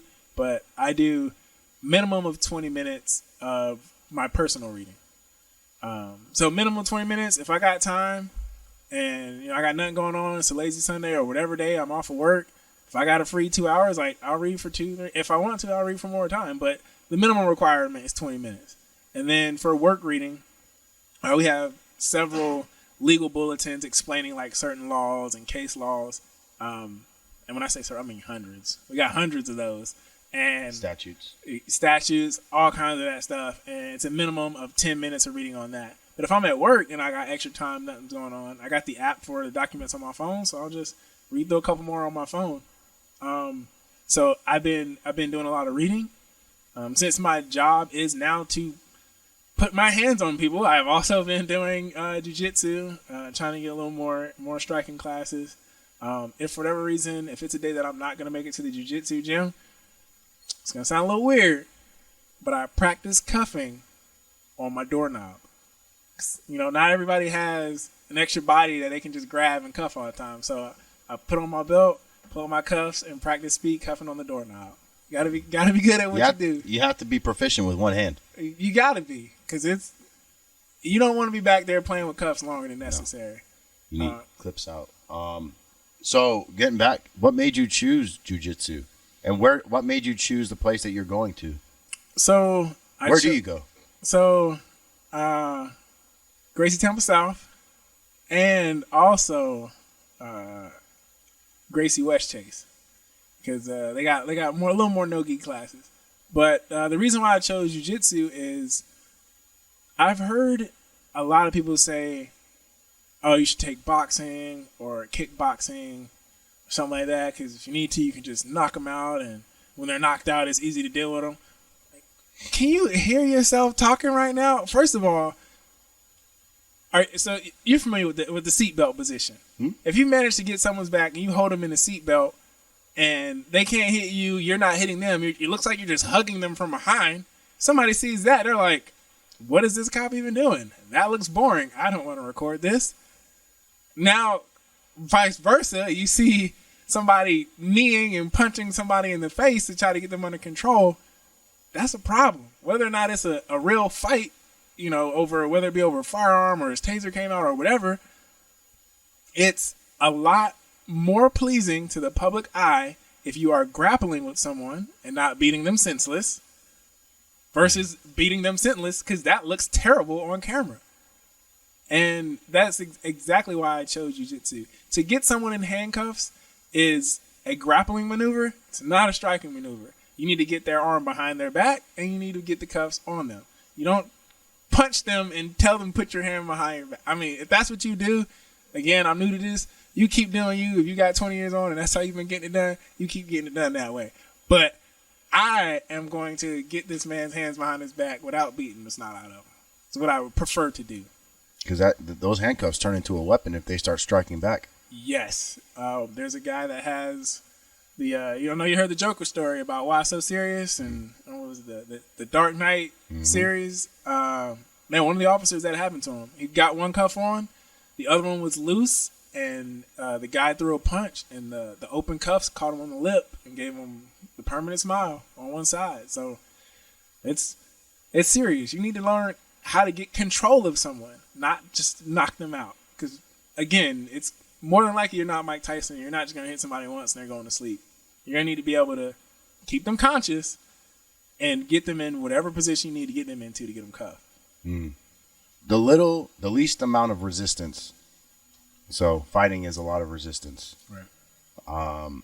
I think incorporating jiu-jitsu is, key from law enforcement training. I think you only have a certain amount of range time you need as a police officer, and there's also a certain amount of training time you need quotas to fulfill for, I think, each month or something like that. I just wish that jiu-jitsu could be more incorporated into that training, because it allows people, one, confidence so they don't have to reach for their weapon. Right. And two, it allows them more options to handle an aggressor. Right. I'd much rather be slammed on my back than shot in the chest. Absolutely. But the problem is the way. So I get it. For one, we need more bodies. Yes. Like you need more bodies, and for it to be on the clock, or first it's who's paying for all of this training. So if you want a law enforcement officer to be as proficient as like a blue belt or a purple belt, it's one, when are they going to get those hours in? And two, who's paying for it? So unfortunately, or fortunately, however you want to look at it, depends on your set of hobbies and what other things you got going on in your life. On my days off, I have absolutely no problem coming out of my own pocket and going to jiu-jitsu. And same thing with going to the range. So my Friday, what is today, Sunday? Yeah. So on Friday, I woke up first thing in the morning, 9 o'clock. Well, quote unquote, first thing in the morning.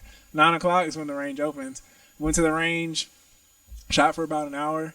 Then I went to 11 o'clock jiu-jitsu class. And then I went to my gym and did 2 hours of like CrossFit training, Olympic lifting and circuit style training.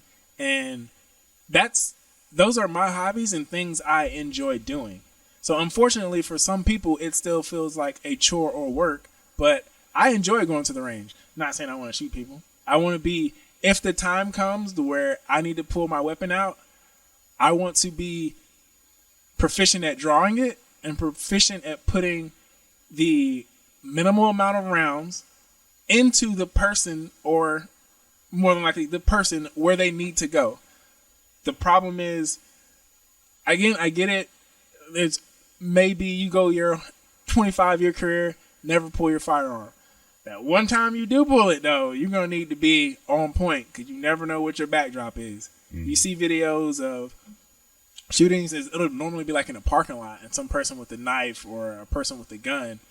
And you pull your gun out, your heart rate spikes, you haven't been hitting the range, you're not confident in your aim, and you got, kids in the background, you got other, just people walking around, you got pets, animals, property in the background. Tell you like the instructors told me, every round you fire that doesn't hit its target is a blank check going to somebody else. So you need to be ready to pull that firearm. Now that'll be maybe one time in your entire career. The other 900 times you get into a tussle with somebody and got to get handcuffs on, you better have been going to jiu-jitsu at least 2 or 3 times a week. And whether or not, if your excuse is, well, the department's not paying for it and the department's not going to let me do it on their time, no disrespect, I would like you to find another job. Because if I'm in a fight with somebody and you are not capable of assisting me, or at least without getting both of us on the news for another Rodney King incident, if you are not capable of controlling this person, I do not want you here. Bare minimum, you take a step back, and if need be, you can pull out your taser. But let me handle this. And if you are not capable of keeping up with me as we chase this person who just battered this 60-year-old lady and took her purse, if you can't keep up with me and I get to him first by myself and all of a sudden he has a knife or whatever and I turn around and you're 30 yards back, that's another problem. I need you to get a membership to some gym somewhere. I don't care what discipline, if you're a power lifter or what, I need you to get some fitness in your body. But again, the problem is, where's the money coming from? Jiu-jitsu is not cheap. You might get lucky to find some place that's twice a week for $100 a month. That's luck. And then you also have to, it has to fall on your days off. We work a 4-on, 4-off schedule, and sometimes my 4 days are Monday, Tuesday, Wednesday, Thursday, and then they're only open on Friday, and then they're closed on Saturday and Sunday, and it's just like, I don't get to take advantage of it that much, but I'm still gonna be handcuffing my bedroom doorknob. I'm still gonna be doing some sort of practice, because when this matters, I need to be on point. And my greatest fear, about to get deep for a second, is not being capable, being insufficient when it matters. I had a good friend of mine. When you get hired on with the police department, they ask you if you know anybody in the department, and they ask those people to write a letter for you. And a good friend of mine, in his letter says, Darryl's a good friend of mine. He's also been, working for me at my gym for X amount of time. He's a phenomenal person, and I would trust him with my life. I have that letter. That letter is going to be associated with me for the rest of my life. So for the rest of my career, I will remember that this person said he trusts me with his life, and I refuse to even think about letting him down. So it's no problem for me to take all of my days off to go train if need be. Because when it comes time, push comes to shove, and it's time for me to step up to what he wrote in that letter, I'm not letting him down. Or anybody who didn't write a letter for me, or anybody who didn't like me, or Susie down the street who hates the police because they shot her brother and it was unjust, or whatever person, it's because I'm black, or it's because I'm white, or it's because I'm short, or it's because I'm a woman. I don't want to let anyone down, regardless of how they feel about me. If I show up on this scene and you need my help, whether you know it or not, I'm going to help you the best I can to make sure you're safe before I go anywhere. I ain't trying to let nobody down. So that's the point I want to get across. I don't want to let anybody down. Wow. I deeply love how it doesn't matter what branch you are. Combat readiness is a mentality. Absolutely. Combat readiness is when you hear gunshots, you run to it. Not from it. Not from it. I think, a lot of this, not wanting to let people down, not to get too deep, but I think that has a lot to do with your childhood on, constantly putting faith in things that necessarily weren't, something that you could trust. And you're like, well, if nobody's going to do it, then I'm going to be the one that people can trust. Right. And you just kind of carry that with you. And even when, the best part is even when people couldn't agree with you, they still knew what to expect from you. Right.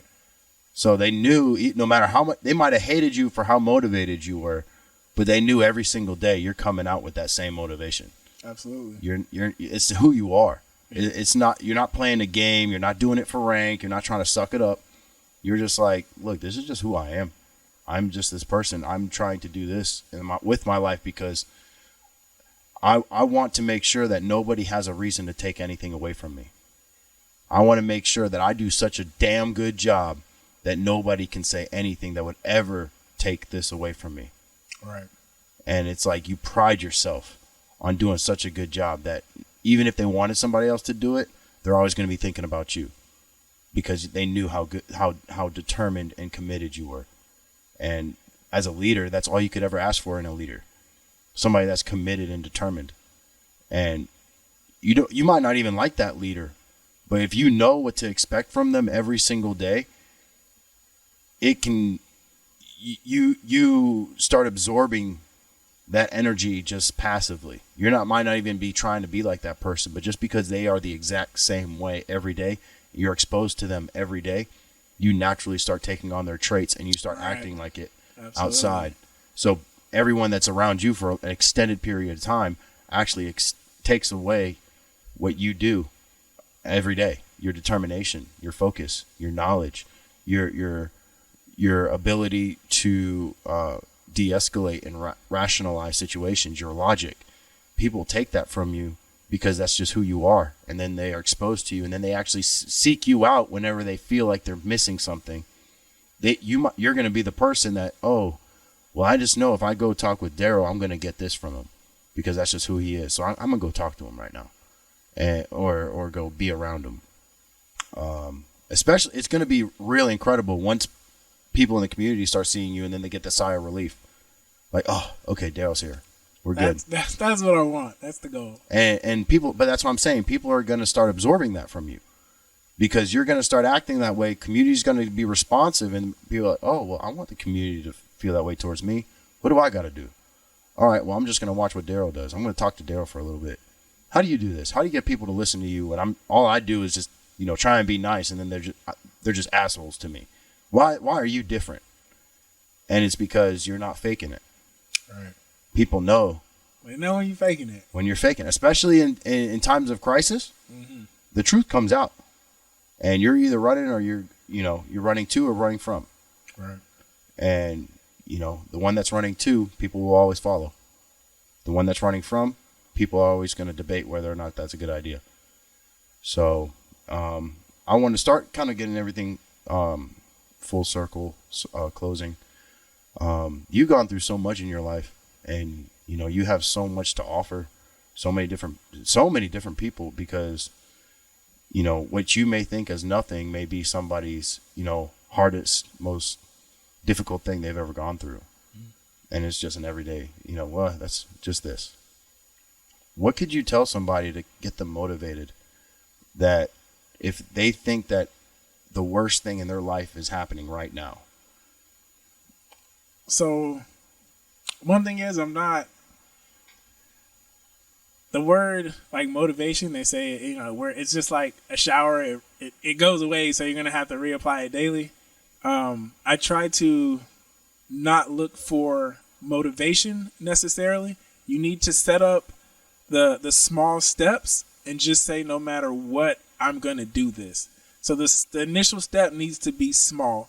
So, it's way too broad depending on what the crisis may be. But if it's employment, then you need to start off with at least, I'm going to do at least 2 applications a day. If either you're about to lose your job or you're out of a job and you're sleeping on somebody's couch, especially if they're letting you sleep on their couch and eating their groceries, like J. Cole said, eating on the groceries, you need to to make a short to-do list, and as you build that, I'm big on momentum, not motivation, but momentum. So you start off with your 2 interviews a day, or your 2 applications a day, and whether you're getting no's, yeses, or maybes, or whatever, just use that. Like, I did 2 this day, I can do 2 the next day, and I can do 2 the next day, and I can do 2 the next day, and then maybe I'll start doing 3. Again, you're gonna have to tweak that to whatever your struggle is, but I heard a recent phrase. It's sooner than you think. So your time may be sooner than you think. So you don't have time to be down about it.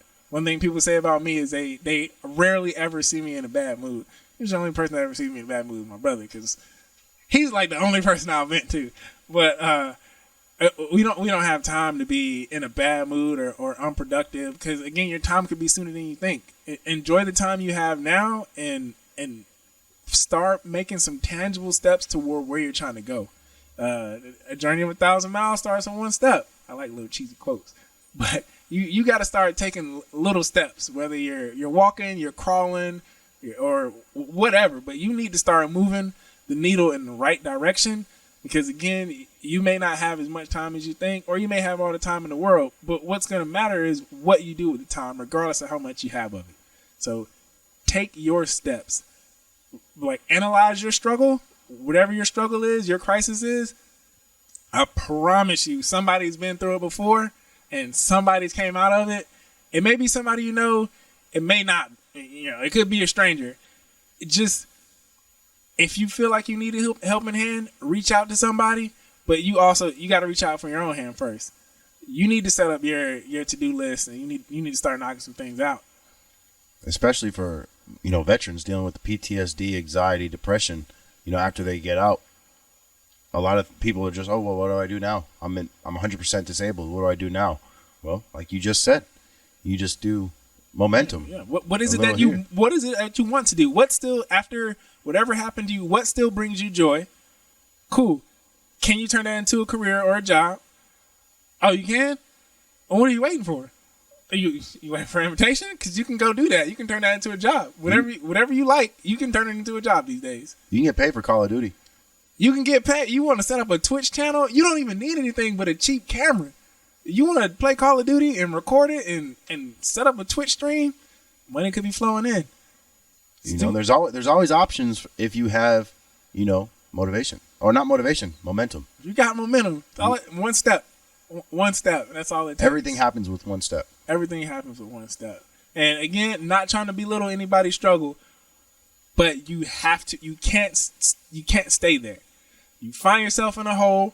Step 1, stop digging. Step 2, start climbing. 1 step at a time. That's all. Again, not trying to belittle nobody's struggle, but that's what you have to do. You can't. When your struggle is going to be as big as you start to make it. And if you feel like this is the weight of the world coming down on me, it will probably be the weight of the world coming down on you, and you may not win that battle.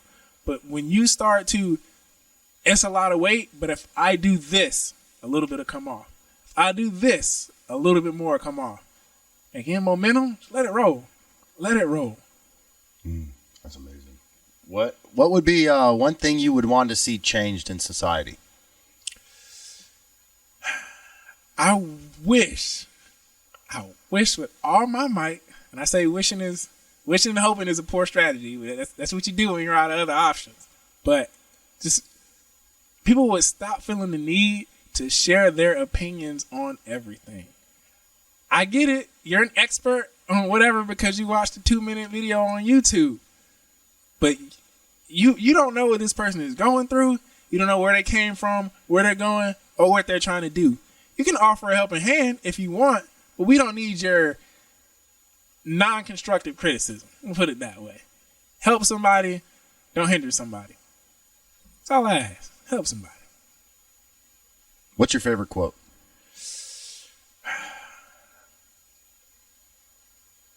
Actually, my favorite quote in the quote. It's a whole poem. It's tattooed on my back. It's the Invictus poem by William Ernest Henley. It's gonna feel a little weird citing this, but I'm gonna do my best. Out of the night that covers me, black as the pit, from pole to pole, I thank whatever guise may be for my unconquerable soul. In the fell clutch of circumstance, I have not winced nor cried aloud. Under the bludgeonings of chance, my head is bloodied but unbowed. Beyond this place of wrath and tears looms but the horror of the shade, and yet the menace of the years finds and shall find me unafraid. It matters not how strait the gate, how charged with punishments the scroll. I am the master of my fate. I am the captain of my soul. That's incredible. I love that poem. Wow. That's good. That's really, really incredible. Man, Darryl, somebody that just, you look like a normal guy. You know what I mean? I am a normal guy. I am a normal guy. Don't be taken away. I'm just a dude with some hoop earrings, with an anime t-shirt on. I'm just a normal guy. You take your damn compliments and you'll like it. I appreciate it. Darryl, you look like a regular guy. You talk like a regular guy. But anybody that gets outside of that, oh, hey, how you doing? You have one of the most incredible stories. I appreciate that. One of the most, both of perseverance, both with application of what the world gave you and what you knew you needed to do to survive it. Your ability to really see and be empathetic towards what people go on around you, because you went through so much yourself and nobody really knew what you were going through. And you had to constantly deal with nobody understanding what you were dealing with. And you probably had an inner, you got very lucky having, siblings, but you had an inner conflict probably of identity. Like, who are you? What are you supposed to do? Why are you here? Why are people, why are people in charge of you that can't take care of themselves? What have you done to make a burden onto other people's lives? You could have gone down all of these, thoughts, and you may have even done it when you were younger. And to come out of it and want to make changes, not just in yourself, not just in your family, but to make changes with every single person you come into contact with, the people underneath you, the people above you, the people next to you. Every single person that comes into contact with you, you understand that you can make a change in their life. You know that what you went through in life was enough to make you want to help other people. And that's something that people don't understand because they never went through those things. People will never understand why you're so determined. People will never understand why you're so passionate. People will never understand why you are so strong-minded and strong-willed. And that all comes from the way that you grew up and the way that you want to be as a man, because you have a vision of yourself and you're steadfast in your determination to make sure that you become that man. Because if anything, it's the man that you wanted to see growing up. You're becoming him.